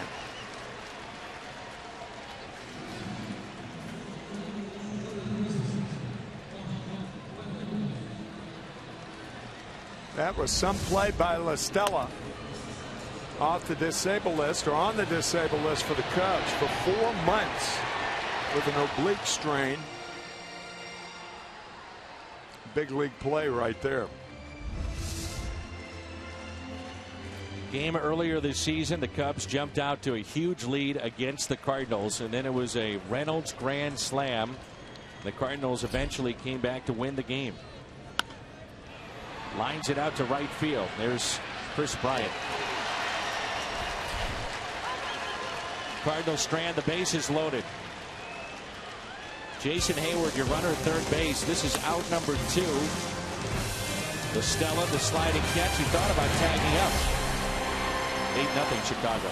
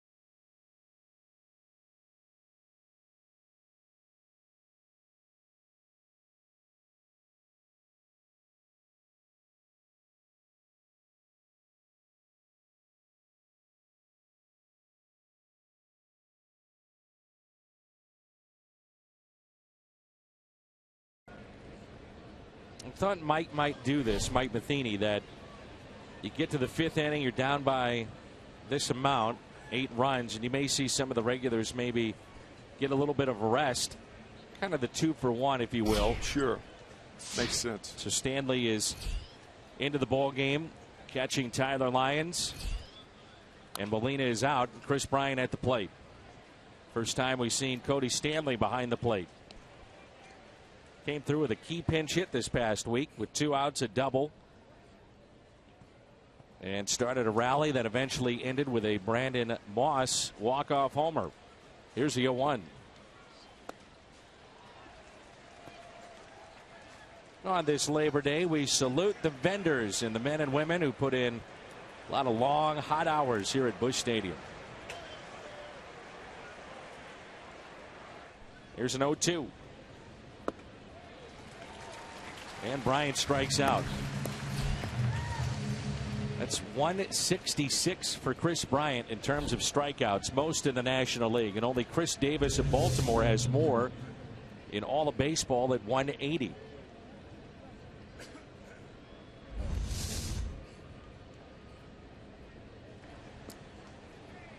Here's Miguel Montero.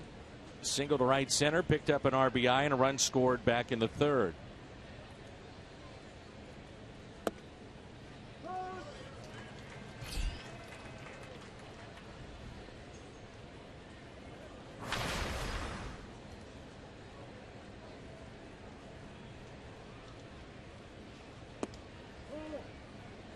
They all will be in the conversation. Joe Madden for Manager of the Year. Anthony Rizzo for MVP. Chris Bryant, Rookie of the Year. Here's a 1-1 to Miguel Montero. Popped up to the left side. Reynolds giving chase, and it's out of play.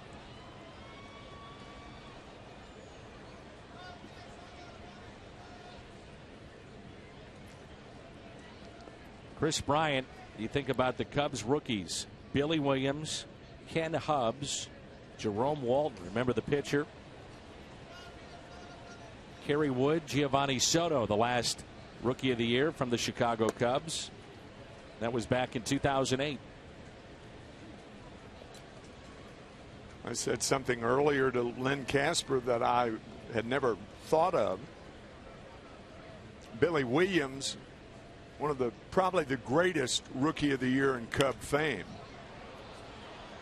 In the Hall of Fame, of course, and that Kyle Schwarber, that he has the quickest bat of anybody I've seen in the National League since Billy Williams. It's quite a statement. Early. And I just thought of it, and then I said, no, take your time and go back. That's what I often do. I talk and then think about it later. You're a victim of that, Dan. Sorry, but that's who I am. Right. But then I thought about it, and I said, yep, that's it. I mean, as far as I'm concerned, I've not seen. There's Kyle right there. He's hurt right now, but he can play. He can catch. He can play left field. But you talk about a lightning fast bat. It's the first thing that just stood out to me. Lyons pounces on it and throws it away. Montero on his way to second base. The air by Tyler Lyons. The epidemic that is in Major League Baseball, pitchers throwing to bases. I can't understand it. I mean, they have those drills in spring training. You might as well toss them aside or try something else because it is not working. It is epidemic. That is not an overstatement. Think about it. Pitchers are trained to throw 60 feet 6 inches with something that moves. Throw it as hard as you can, but a little bit here, a little off, things like that. They're not trained to throw the bases, and there's no way to work on it or anything like that. You can't come out early and do that. It's almost because that'll wear them out and make them ineffective if they go in the game that night. And you could almost see that one coming. Lyons hopped on that ball really quickly. Just was rushed. He had way more time than he anticipated. But we see that all the time. We see it too often in the major leagues. There are some that believe Starlin Castro would be left off the playoff roster for the Chicago Cubs. I find that shocking. For the kind of career that this guy has had hitting, fielding is another issue, and now he's at second base. In a way, kind of the forgotten man, and there's a base hit into left field. He's swinging the bat well right now, 2 for 3.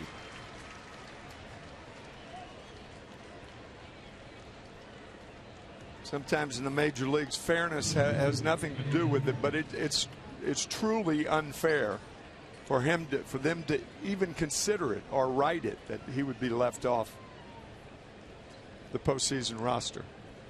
Cardinal fans, did you know the StubHub app is personalized just for you? Now with StubHub, you can select your favorite teams, artists, and discover new ones too. Start at StubHub, let the fun find you. The official fan-to-fan ticket marketplace of the Cardinals, it's StubHub. Javier Baez is now back with the club, and the upside with him is tremendous. La Stella, we saw make that play at third. He can play second base. Addison Russell is now your everyday shortstop.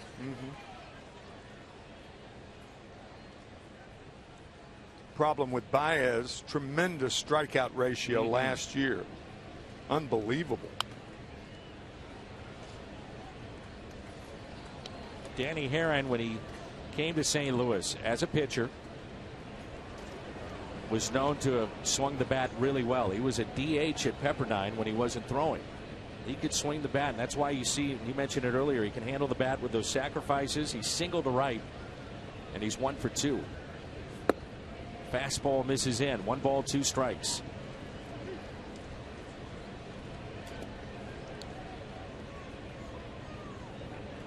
Going forward, you wonder about the career path of Tyler Lyons. As a starter, his ERA is close to 6. Reliever, 1.13 in his major league career. He can pitch at this level. What role? Still unknown.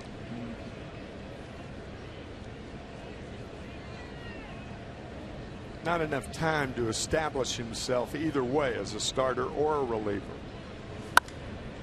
And a fly ball lifted out to center. Jay will back up, makes the catch.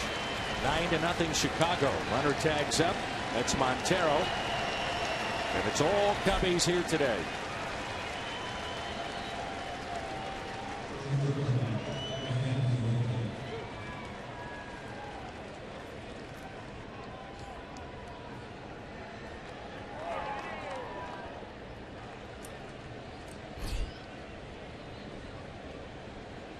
So Herron, a good day at the plate with a single, now an RBI. And here is Addison Russell with 2 outs in the top of the 5th and a runner at first base.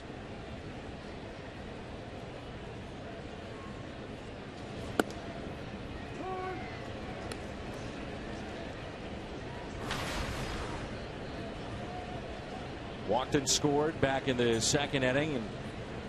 And you look at this game, as Tim mentioned earlier, it might be the key hit. You say, well, it's 9-0, but 3-run homer was big.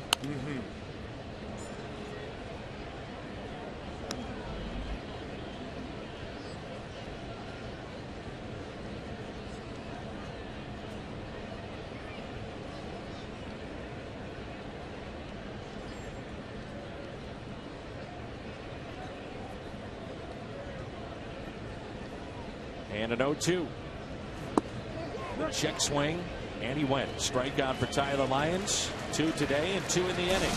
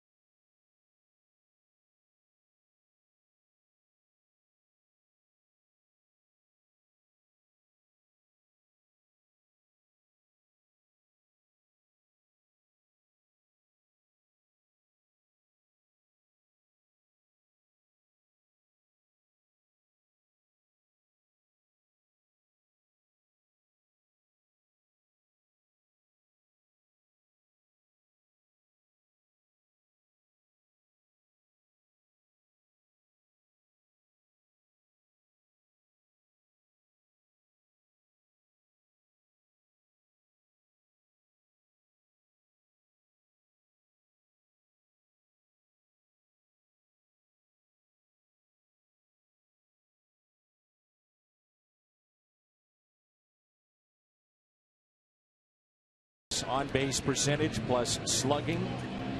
Harper, Votto, Goldschmidt, Rizzo. Joey Votto has hit over 400 here in the second half. Yeah, he just hasn't. He's missed a lot of games, right? He's missed about 30 games. Last year he missed basically 2/3 of the season, I guess. Paul Goldschmidt's an interesting study, isn't he? What a great player on a losing ball club for now. Might be the best player in the league. He's a good player, man. I think Rizzo, slight edge. I don't know. What do you think, Harper?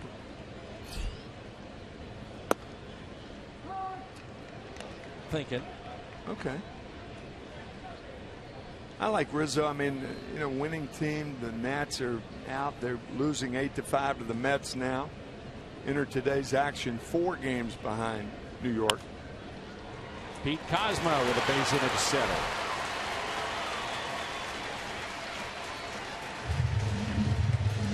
Right now, I'd go with Harper. Yeah. Gosh, his walks. He's got over That's 100 why. walks. His on-base percentage. Runs scored. Right. Pete Kozma jumping in and picking up a hit.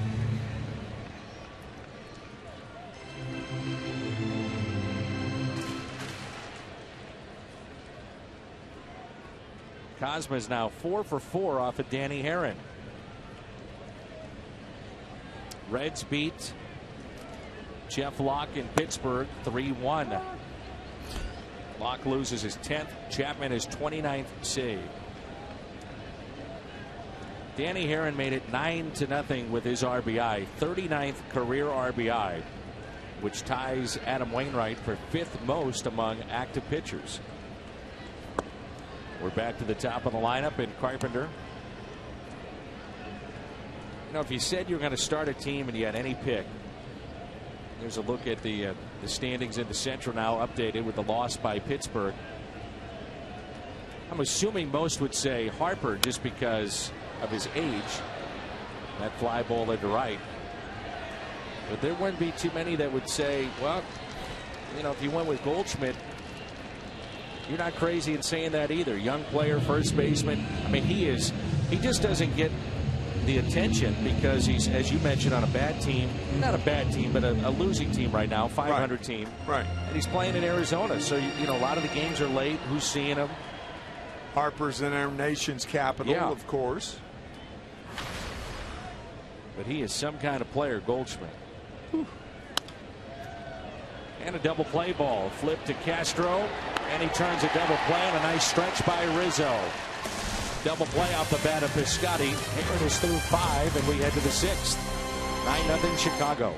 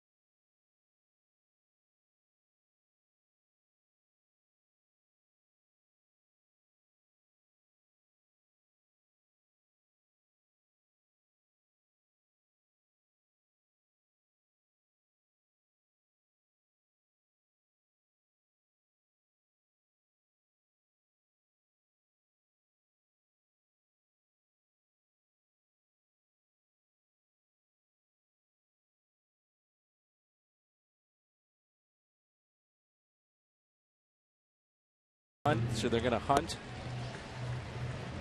Going to go after some animals. We've got Outdoors Night presented by Cabela's. What a segue. Tomorrow, you'll take home a, what are you laughing at? One-of-a-kind mossy oak camo hunting cap. Cardinals.com/theme.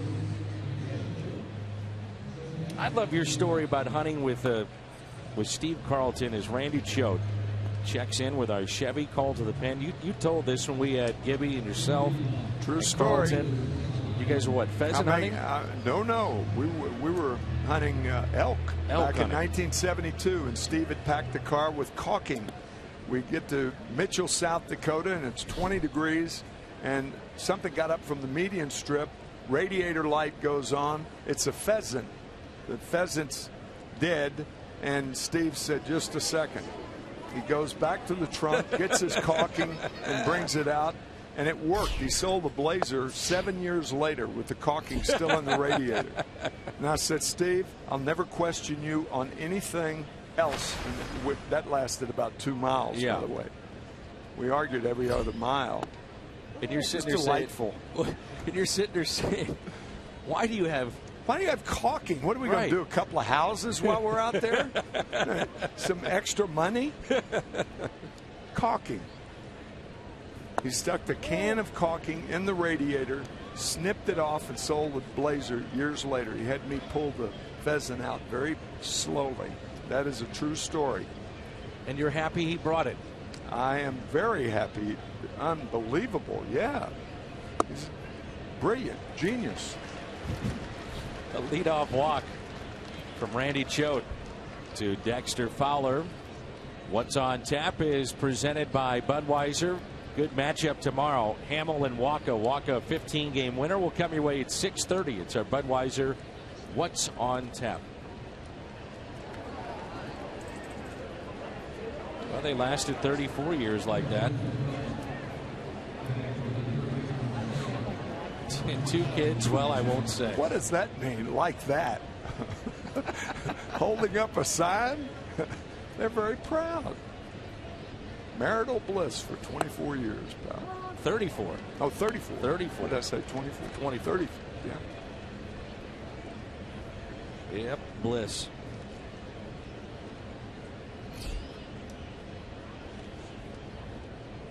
Here's Tommy La Stella. That's hit out of play.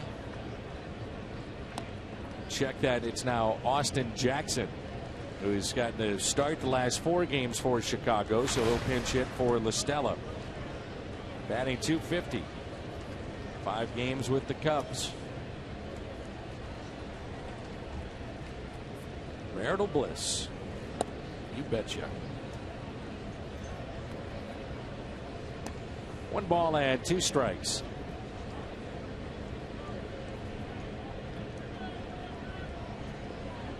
Austin, the state capital of Texas. Jackson, the state capital of Mississippi.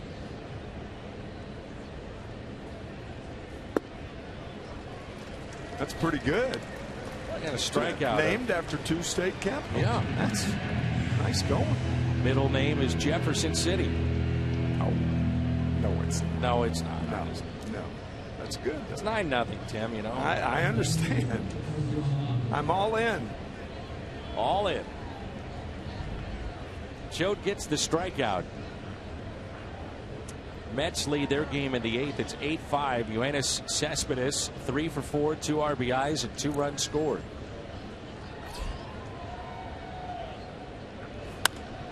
And a fly ball lifted out to left. Off the bat of Coughlin. 2 down.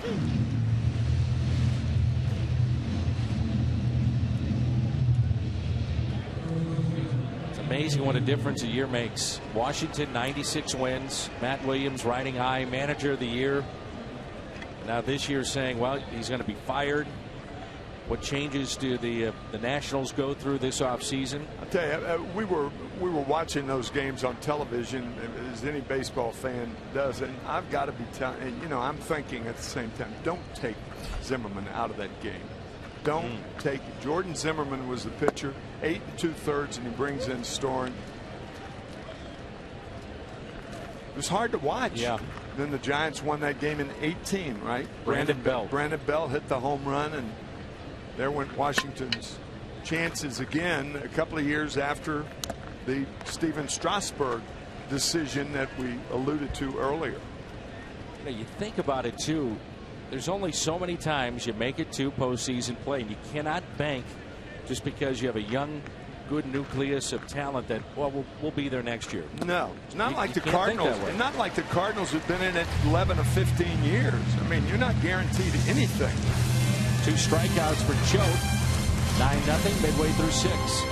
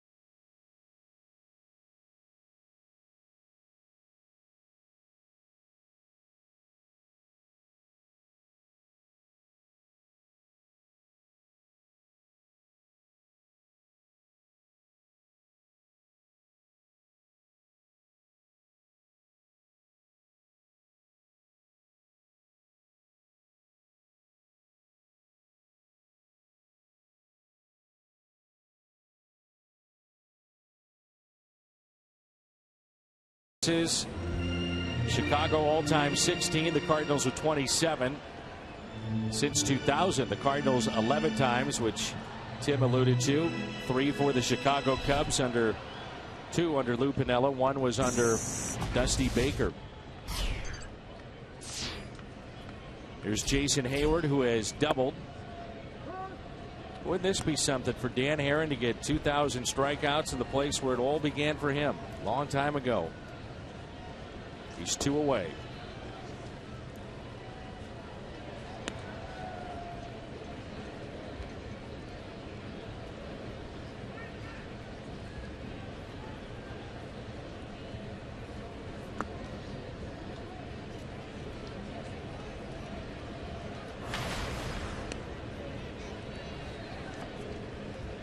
There's 73 pitchers with 2,000 strikeouts.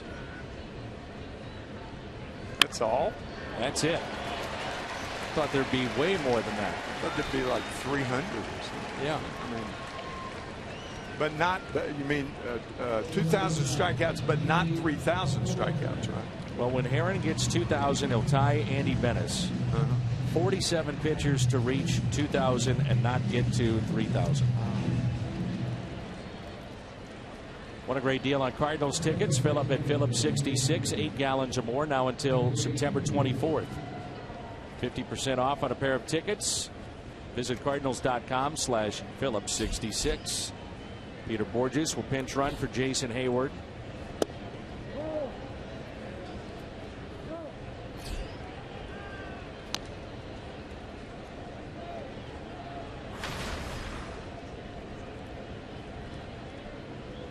Peralta is 0 for 1. Walked back in the 4th inning. Tapped foul, 1 ball, 1 strike.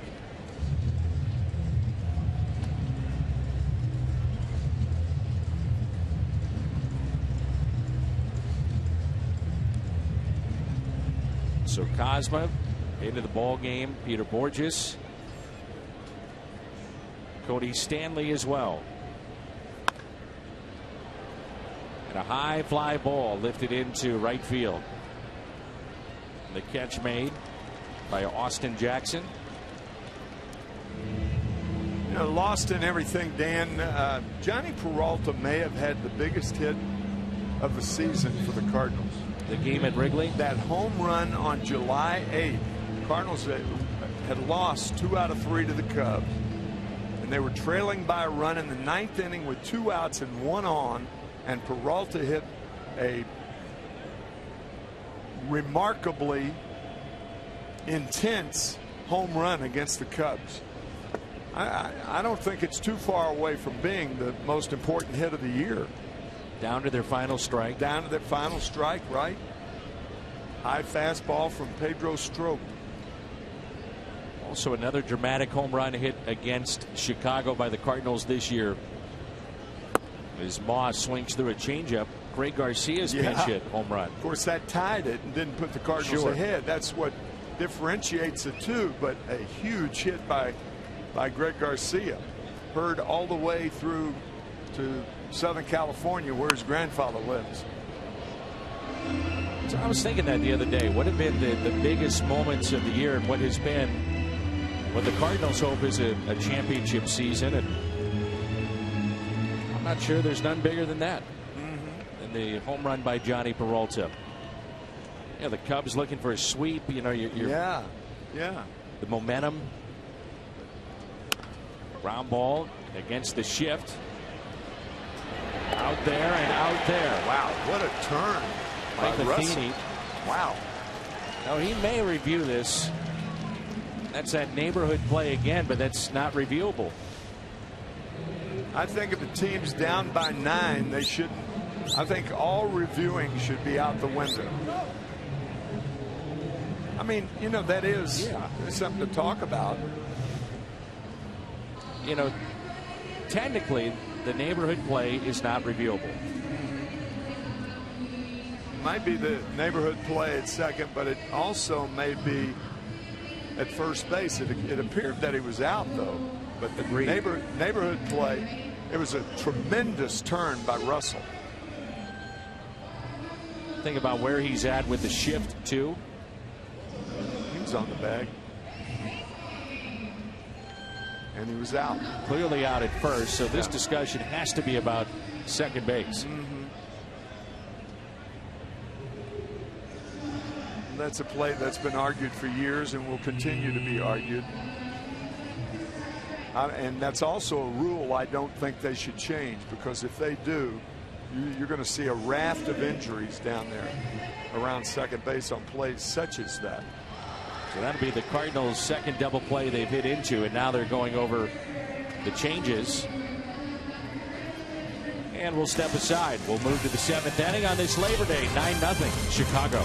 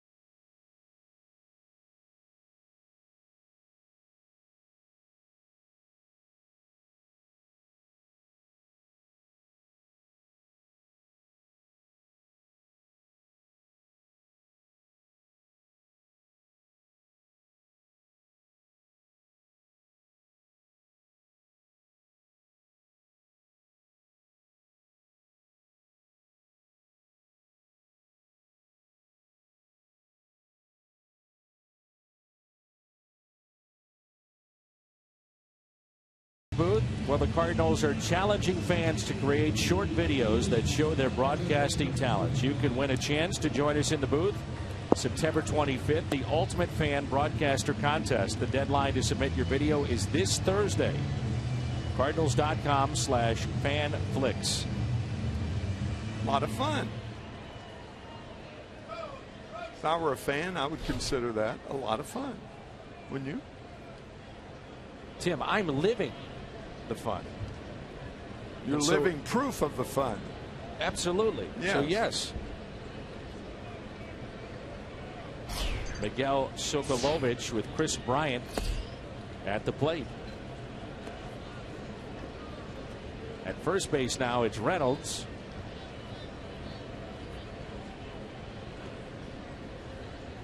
Now they're putting Mark Reynolds at second base for Matt Carpenter. Moss still in the game. Tony Cruz is at third. Cosma at short. John Jay is shifted to right field. Borges in center. Piscotty in left. The 1-1. We actually shot a promo for the Ultimate Broadcasters Experience. We did. You had quite the line, if I recall. Just having fun. And it was fun. The one take commercial. Yeah, we just one take. Well, we're pros. Took us one take. We're pros. Are you kidding me? We had no idea what we're going to say. Here's a 2-2 to Bryant. Now, we were talking during the break how important the win was over the weekend on Saturday for the Cardinals. Looms large now because number one, you prevent the sweep. Yeah. As it turned out, Garrett Cole, terrific on Sunday night last night. And you don't give a chance for the Pirates and the Cubs to get any kind of momentum. Of course, the Cubs have won 3 in a row coming in. They beat the Diamondbacks 3 straight at Wrigley. It's one game only for that wild card playoff game. And can you imagine the madhouse that Wrigley Field would be if you're the Pirates and have to face them in that one-day playoff? Yeah, because the Chicago Cubs are very capable of catching the Pirates. And with that said, the Pirates and the Cubs, I know it's 9.5 games, but they're capable. So at 1964, things can happen that are just flat out weird in September. Ryan with a blue base hit to left. Cardinals were 6.5 out. 12 games to play. The Phillies had 12. The Cardinals had 13. That was a half game difference.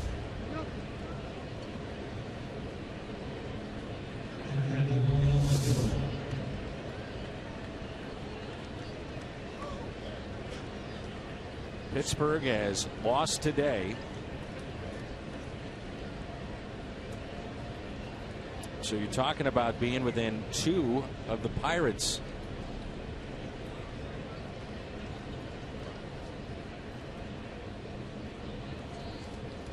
Here's Miguel Montero.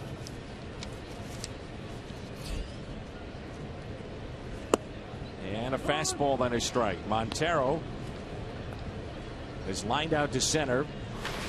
Picked up an RBI single to right center in the 3rd and reached on an error and scored in the 5th. Sokolovich, the 5th Cardinal pitcher today.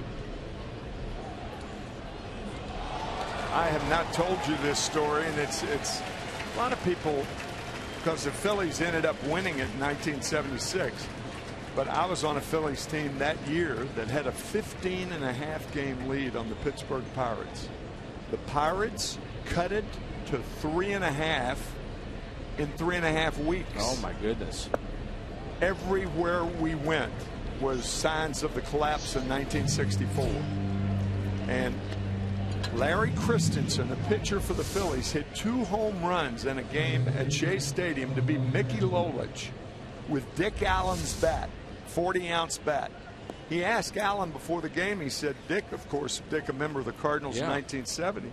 He said, Dick, can I use your bat? He said, if you're man enough to swing it, you're man enough to use it. And he did.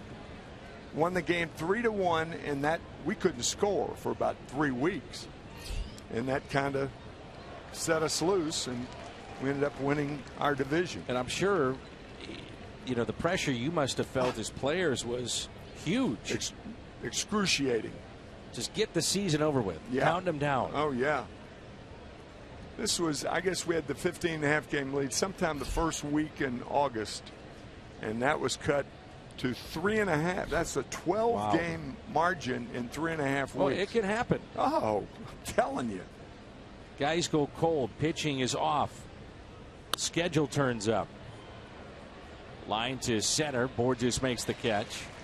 And even if it doesn't happen to the Cardinals, it will make them less prepared going into the postseason. Cooper Tires proud to present Fireworks Night, September 25th. That's a Friday night. Cardinals and Brewers. Stay in your seat, and after the game, you'll watch a dazzling, that's right, a dazzling fireworks display with the Gateway Arch as the backdrop. Get your tickets at cardinals.com/promotions. Danny Herron with 2 outs and a runner at second base. There's an RBI and a single today, and a strike.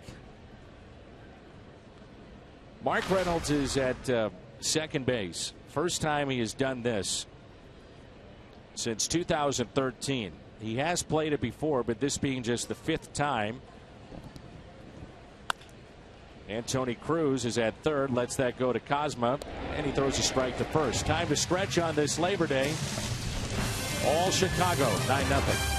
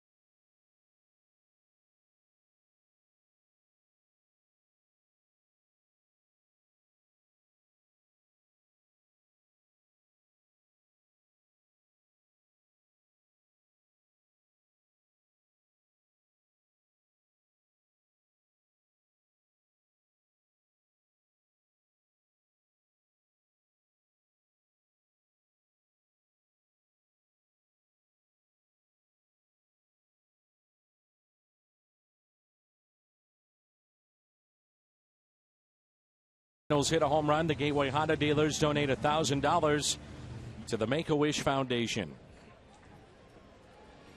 Take a look at the Mazda game summary. 9-0 Chicago. Danny Herron, 6 innings, 6 hits.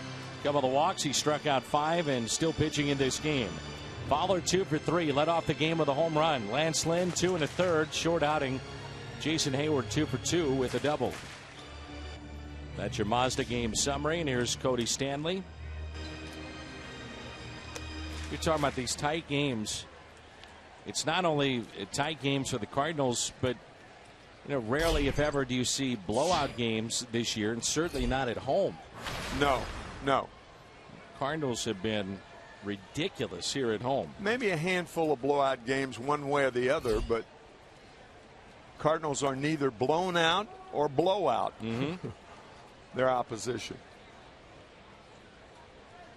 See the splitter grip that Herron uses, and the 0-1.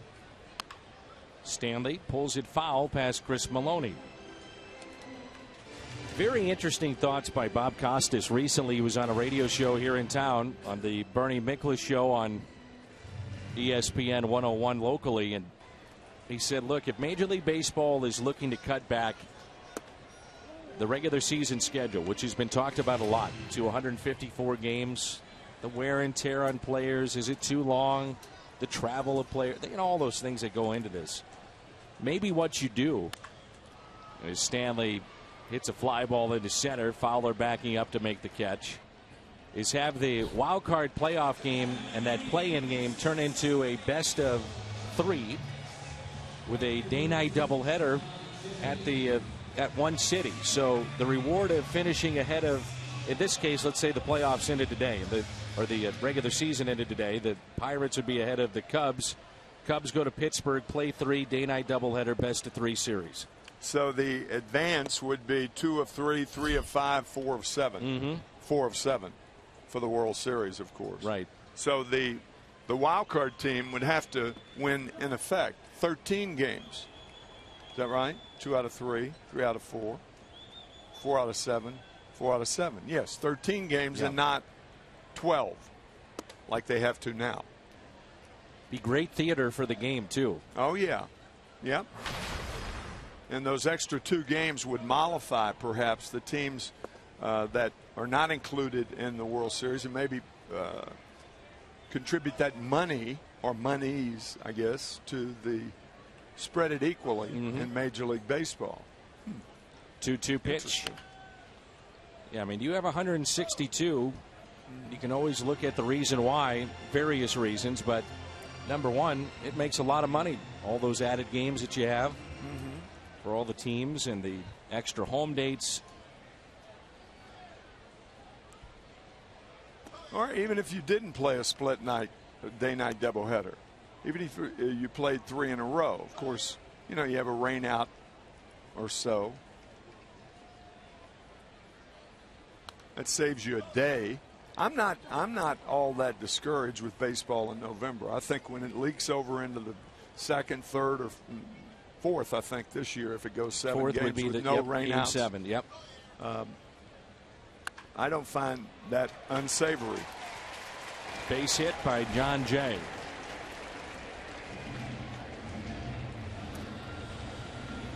Baseball's only gone into November one time. That was 2011 because of the horrible things that happened at the World Trade Centers. 2001, I said. 2011, I beg your pardon.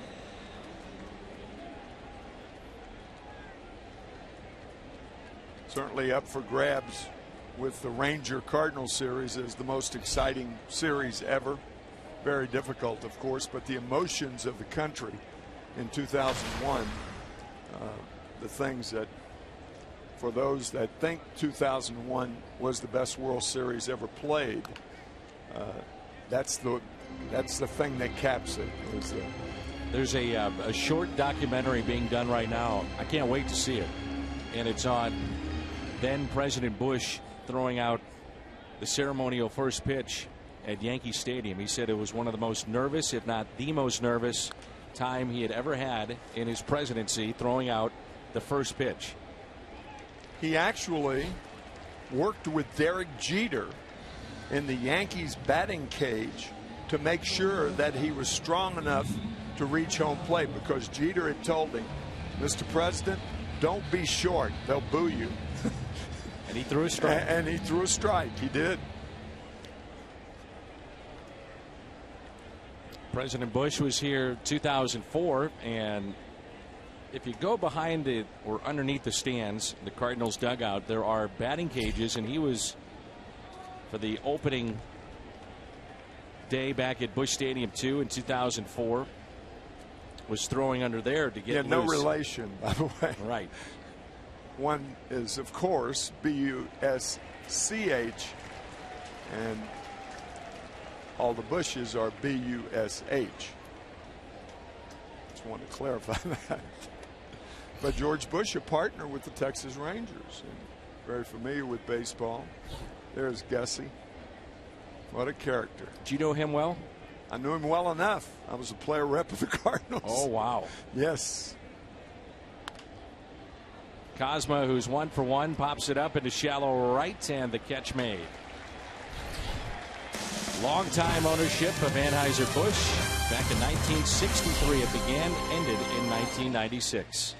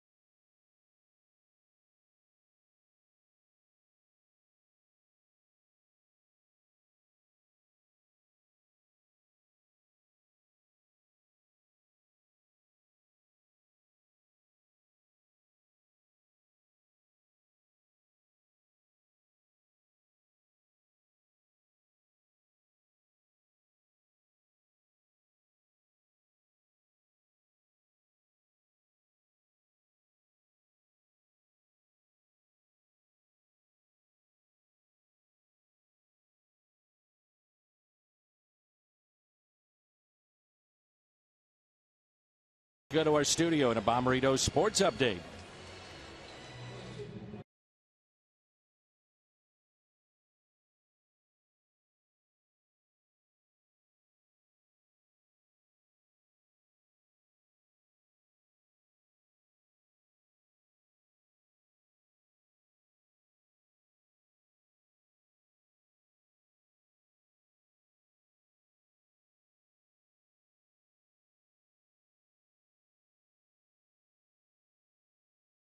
Mitch Harris, Tommy Pham, by the way, takes over in left field for St. Louis.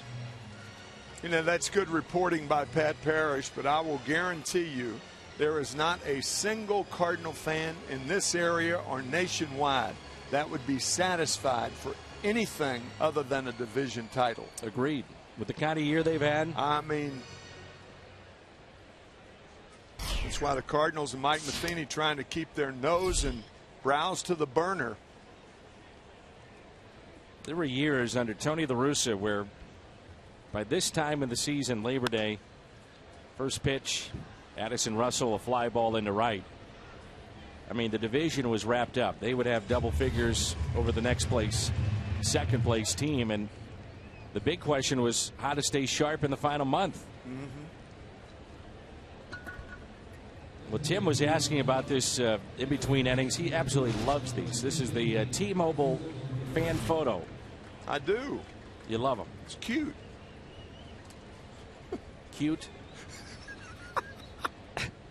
Yes, cute. That is just a... Come on, that's cute. Beautiful. That two people coming together to take in America's pastime. Boy, that's cute. It's cute. Well, there's certain times when you're searching for the right word, and cute's the word. You're looking around for you, just... It's cute. Hey, you talked to Gibson today, and he said... I did. He says, I needle you a little bit, huh?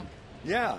Yeah, he said, you know, I like that. I like it when Dan states it, when he has an opinion. I said, he has an opinion every inning, for crying out loud. I said, you should live with him. Oh, man. Gibson loves it, though. I mean, it's like Gibson. It's what Gibson does. That great article, though, by Dan O'Neill in the Post-Dispatch yesterday, I guess. No, today, this morning. Yeah, I think it was this morning. Talking about and really breaking down 1.12. Oh, man, it was great. It really was. 34th sellout, by the way, here today.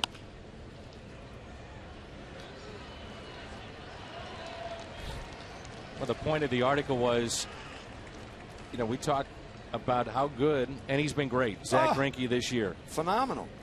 But it won't even be close to 1.12. If he throws 6 more shutouts, my understanding, he gave up 1 his last start, right? And 1, of course, as he often does.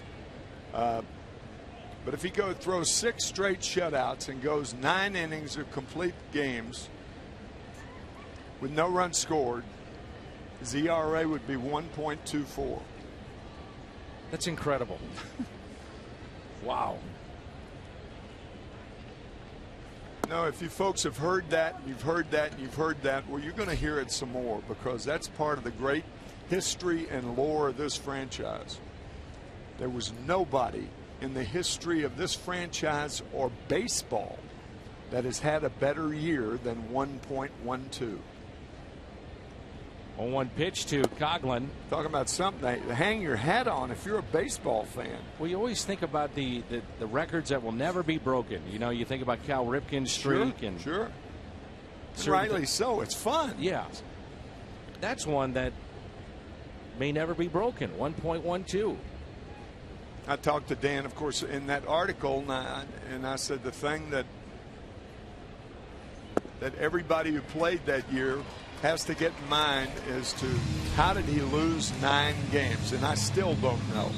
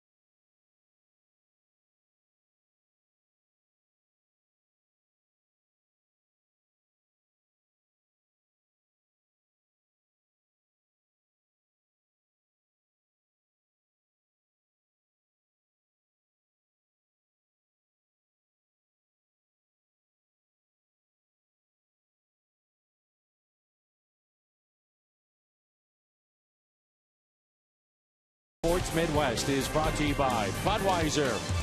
Make a plan to make it home. And by Ford, the official cars and trucks of the St. Louis Cardinals.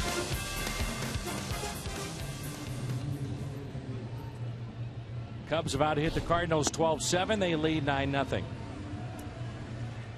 After 3 innings of play, the Cubs had an 8-run lead.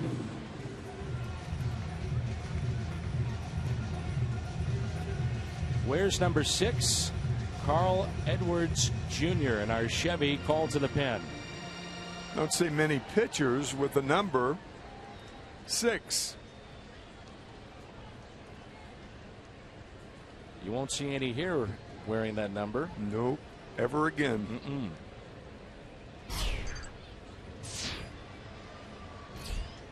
Here is Tony Cruz. Major League debut for Carl Edwards Jr. from Prosperity, South Carolina. There are numbers that will be retired by the Cardinals, never worn again. And then there's those numbers, it's the unwritten rule that you just don't issue it out. No. You know, you won't see it given out again. I would think in this great run the Cardinals have had, 5 will not be issued ever again. It's Pujols. Mm-hmm. Molina 4. Mm-hmm.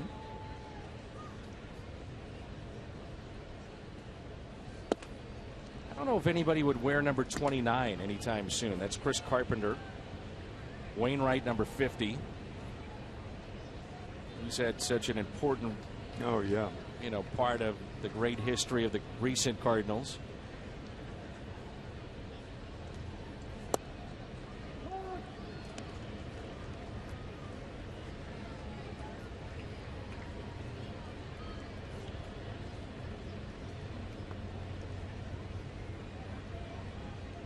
'14 has been retired, not in the Hall of Fame. That's Kenny Boyer. Mm-hmm. As Cruz draws a walk.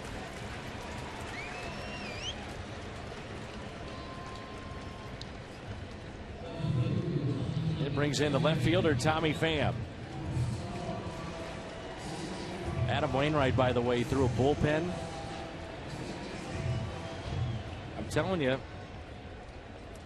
he's telling anybody that'll listen he's coming back this year. Wouldn't that be something? It certainly would be.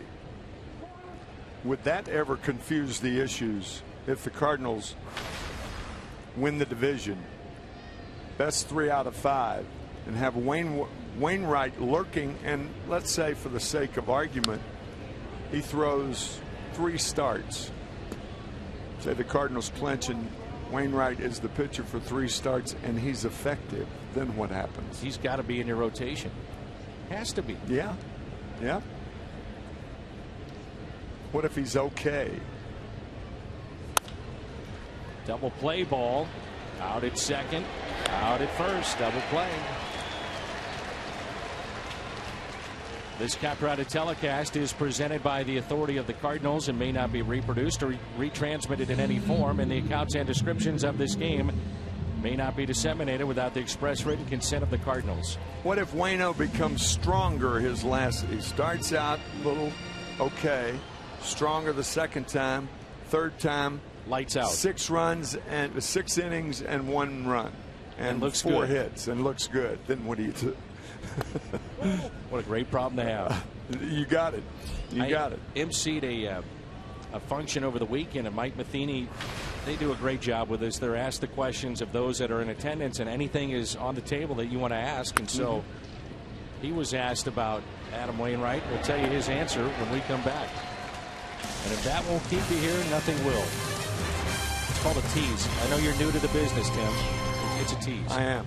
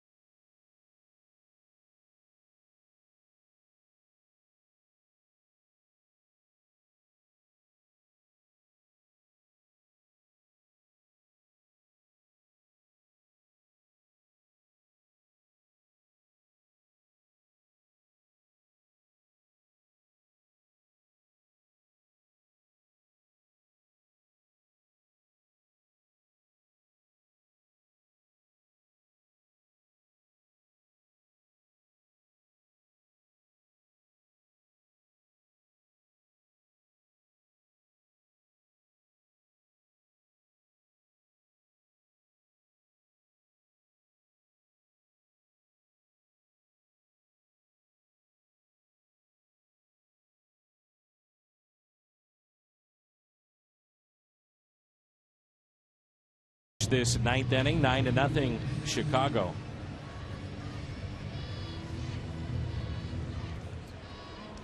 Arcia in the driver's seat. We'll be seeing Anthony Rizzo all series long, and most home runs this year. Arenado and Gonzalez both with 36 for the Rockies. Harper at 34, Frazier 30. Anthony Rizzo at 28. It's Arcia in the driver's seat. He'll be back in that lineup, tomorrow. But to finish the thought on Adam Wainwright, one of the fans asked Mike Matheny, where do you stand with him? What's the next step? And he said, right now, the limitations pretty much are off. He said, now medical people will tell you that this is not done. It's not supposed to be done. However, the way that he looks and the way that he feels tells us we're going to play it out. And we're going to keep going with this as if he's going to pitch. Yeah, never say never. Never say never was his point. Boy, that's interesting. Wouldn't that be something? And the big story with Wainwright going into the season is how are the Cardinals going to curtail his innings? The workload that he's had. Well, now you don't worry one bit about that. It's all about the ankle and the Achilles. It'd be some kind of story if he comes back. And just knowing him like we all do, some pitchers would not tell you the truth. And the thing with Wainwright is he will tell you exactly what the truth is. There's still tenderness. There's not. I mean, he's not going to play the hero part because it's going to affect the team if he does. And that's the one thing. I mean, you can talk about guys like that, but there is no one who is consummately involved with the team anymore as a pitcher any more than Wainwright. If you're the Cardinals, you're thinking Wainwright. Would it be nice to have him back? Of course it would. Realistically, though, are we better to leave him off the postseason roster, shut it down, and just say, look, come to spring training 100%, no doubts in your mind? Yeah, I mean, with the caution that baseball uses now, that's why I thought there would not be a chance for him to pitch in the postseason. Agreed, totally. Not only the Cardinals, but every organization. Caution, and John Mozeliak knows that. But caution dictates most of the moves as far as pitchers are concerned in the major leagues. Err on the side of caution. If you're John Mozeliak, you're also saying we have nearly $100 million tied up with Adam Wainwright. He's part of the equation certainly next year. Well, yeah, would that money be better served if you hang on to him for 3 more years instead of lose him again and then perhaps lose him for his career? Yeah, I think those and that's are something you have things to think about. Absolutely.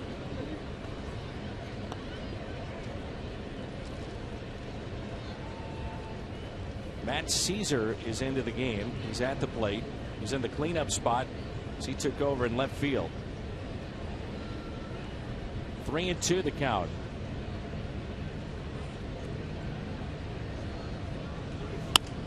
The bullpen for the Cardinals, for the most part today, has done a very nice job.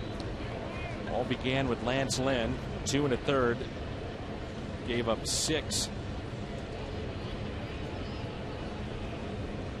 Cubs with 12 hits, Cardinals with 7, 9-run lead.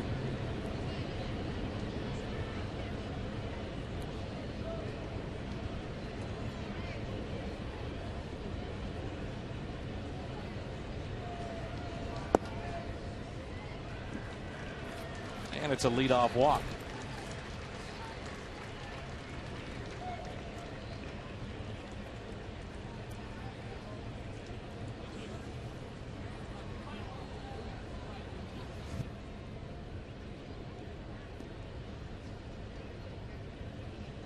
Michael Wacha 15-4 against Jason Hamill tomorrow, 7-6. Carlos Martinez 13-7 against John Lester, 9-10 this year, and that's a 12:45 start for game number 3. Here's Javier Baez. We talked about it earlier. The amount of strikeouts for Baez was alarming last year. 130 in less than 300 plate appearances. Struck out 130 times. right out at about 40%. Things hold today, which we would anticipate they would. Pittsburgh has posted a loss. They would stay 5.5 back of St. Louis. The Cubs then pulled to within 7.5 and 2 back of Pittsburgh. Here's Chris Bryant with 1 out and a runner at first. Fastball and strike 1. Struck out a couple of times. He is singled his last time up. Check that, it's David Ross. David Ross has been the primary catcher for John Lester this year. Was part of the world champion Red Sox of a couple of seasons ago. Lifts a fly ball into right. Jay will give it a look, and it's out of play.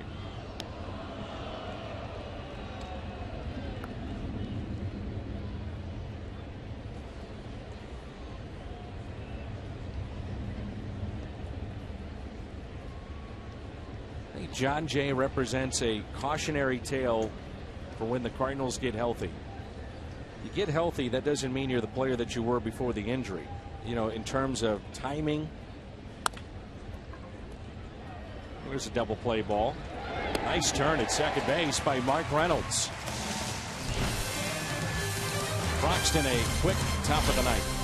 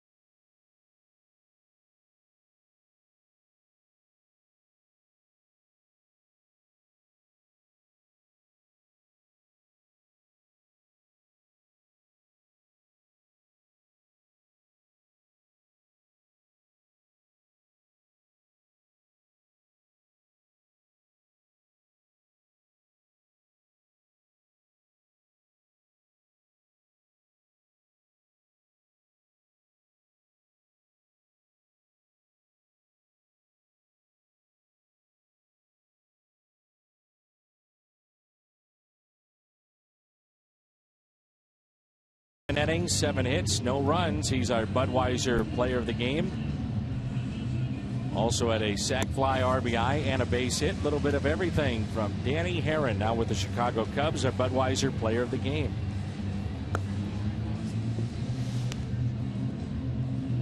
It's good to see Colton Wong, who is a late scratch in this game. A sore calf muscle. And he will pinch hit.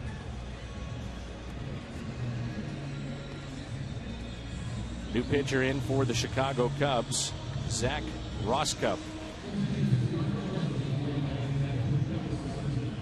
Baez into the game and stays at third base after pinch hitting and flying out to right. This is our Chevy call to the pen.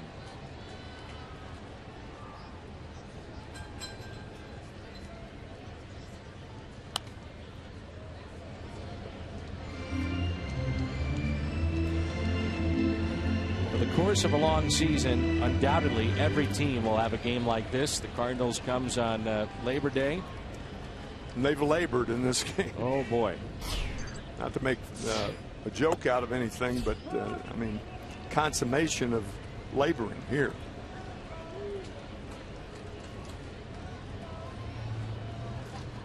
But again, we talked about it earlier. You just do not see this team do this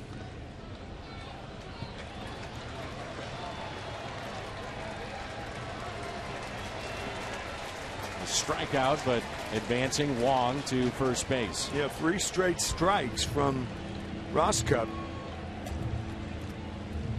And a wild pitch, but yeah, it's a ball that David Ross usually catches.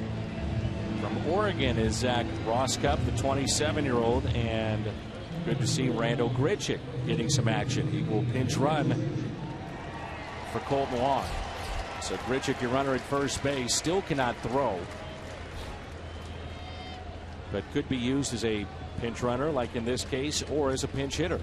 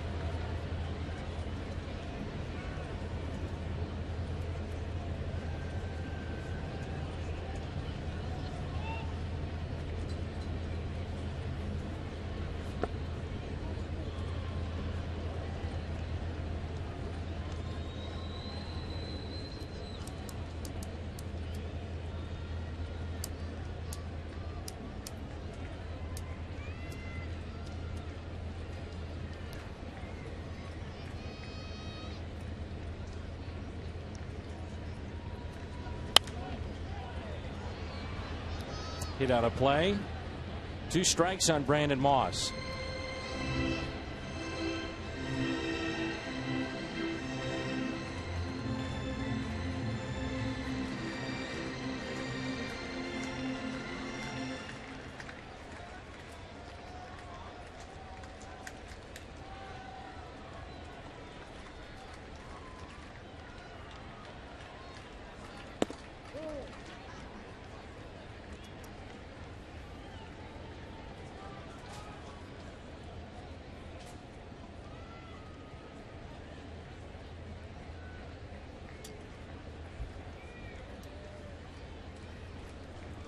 Jason Mott in that Cubs dugout.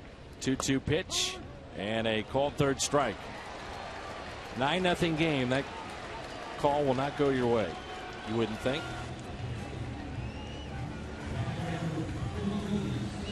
And because of that, I don't think Brandon going to argue.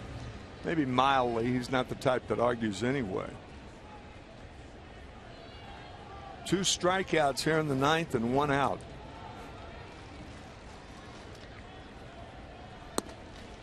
Strike 1 on Cody Stanley.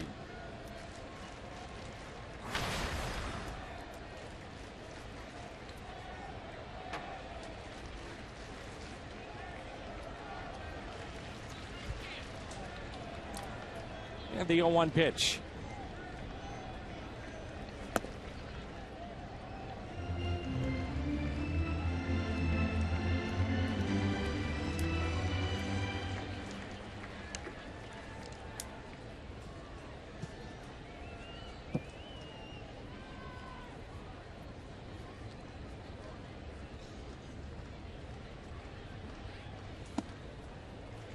One ball and 2 strikes.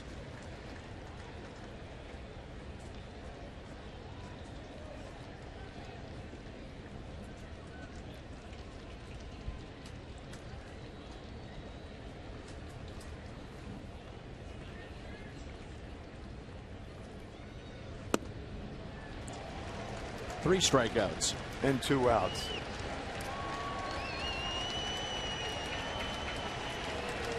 This is exciting in its own right, isn't it?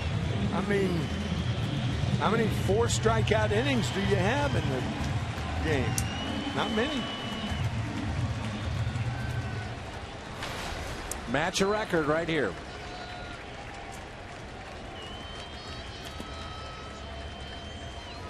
Ball 1-2, John Jay. It was done twice this year by the Dodgers, both times.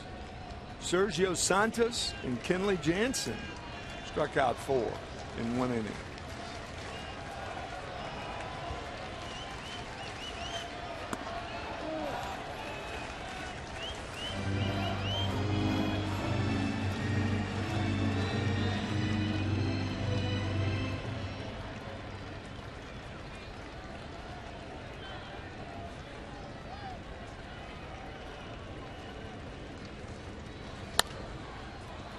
74 pitchers in the history of the game have struck out 4 in 1 inning. 2-1 the count. Yeah. So we may see history here at the ballpark. Mm-hmm.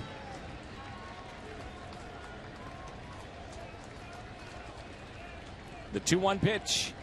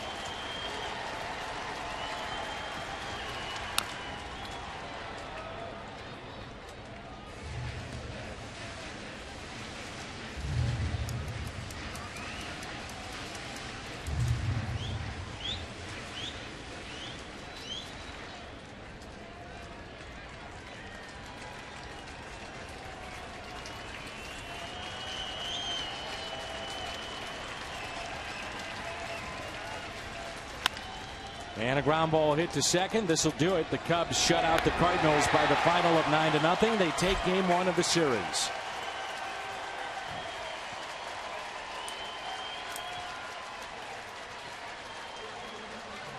One of those blowout days in River City.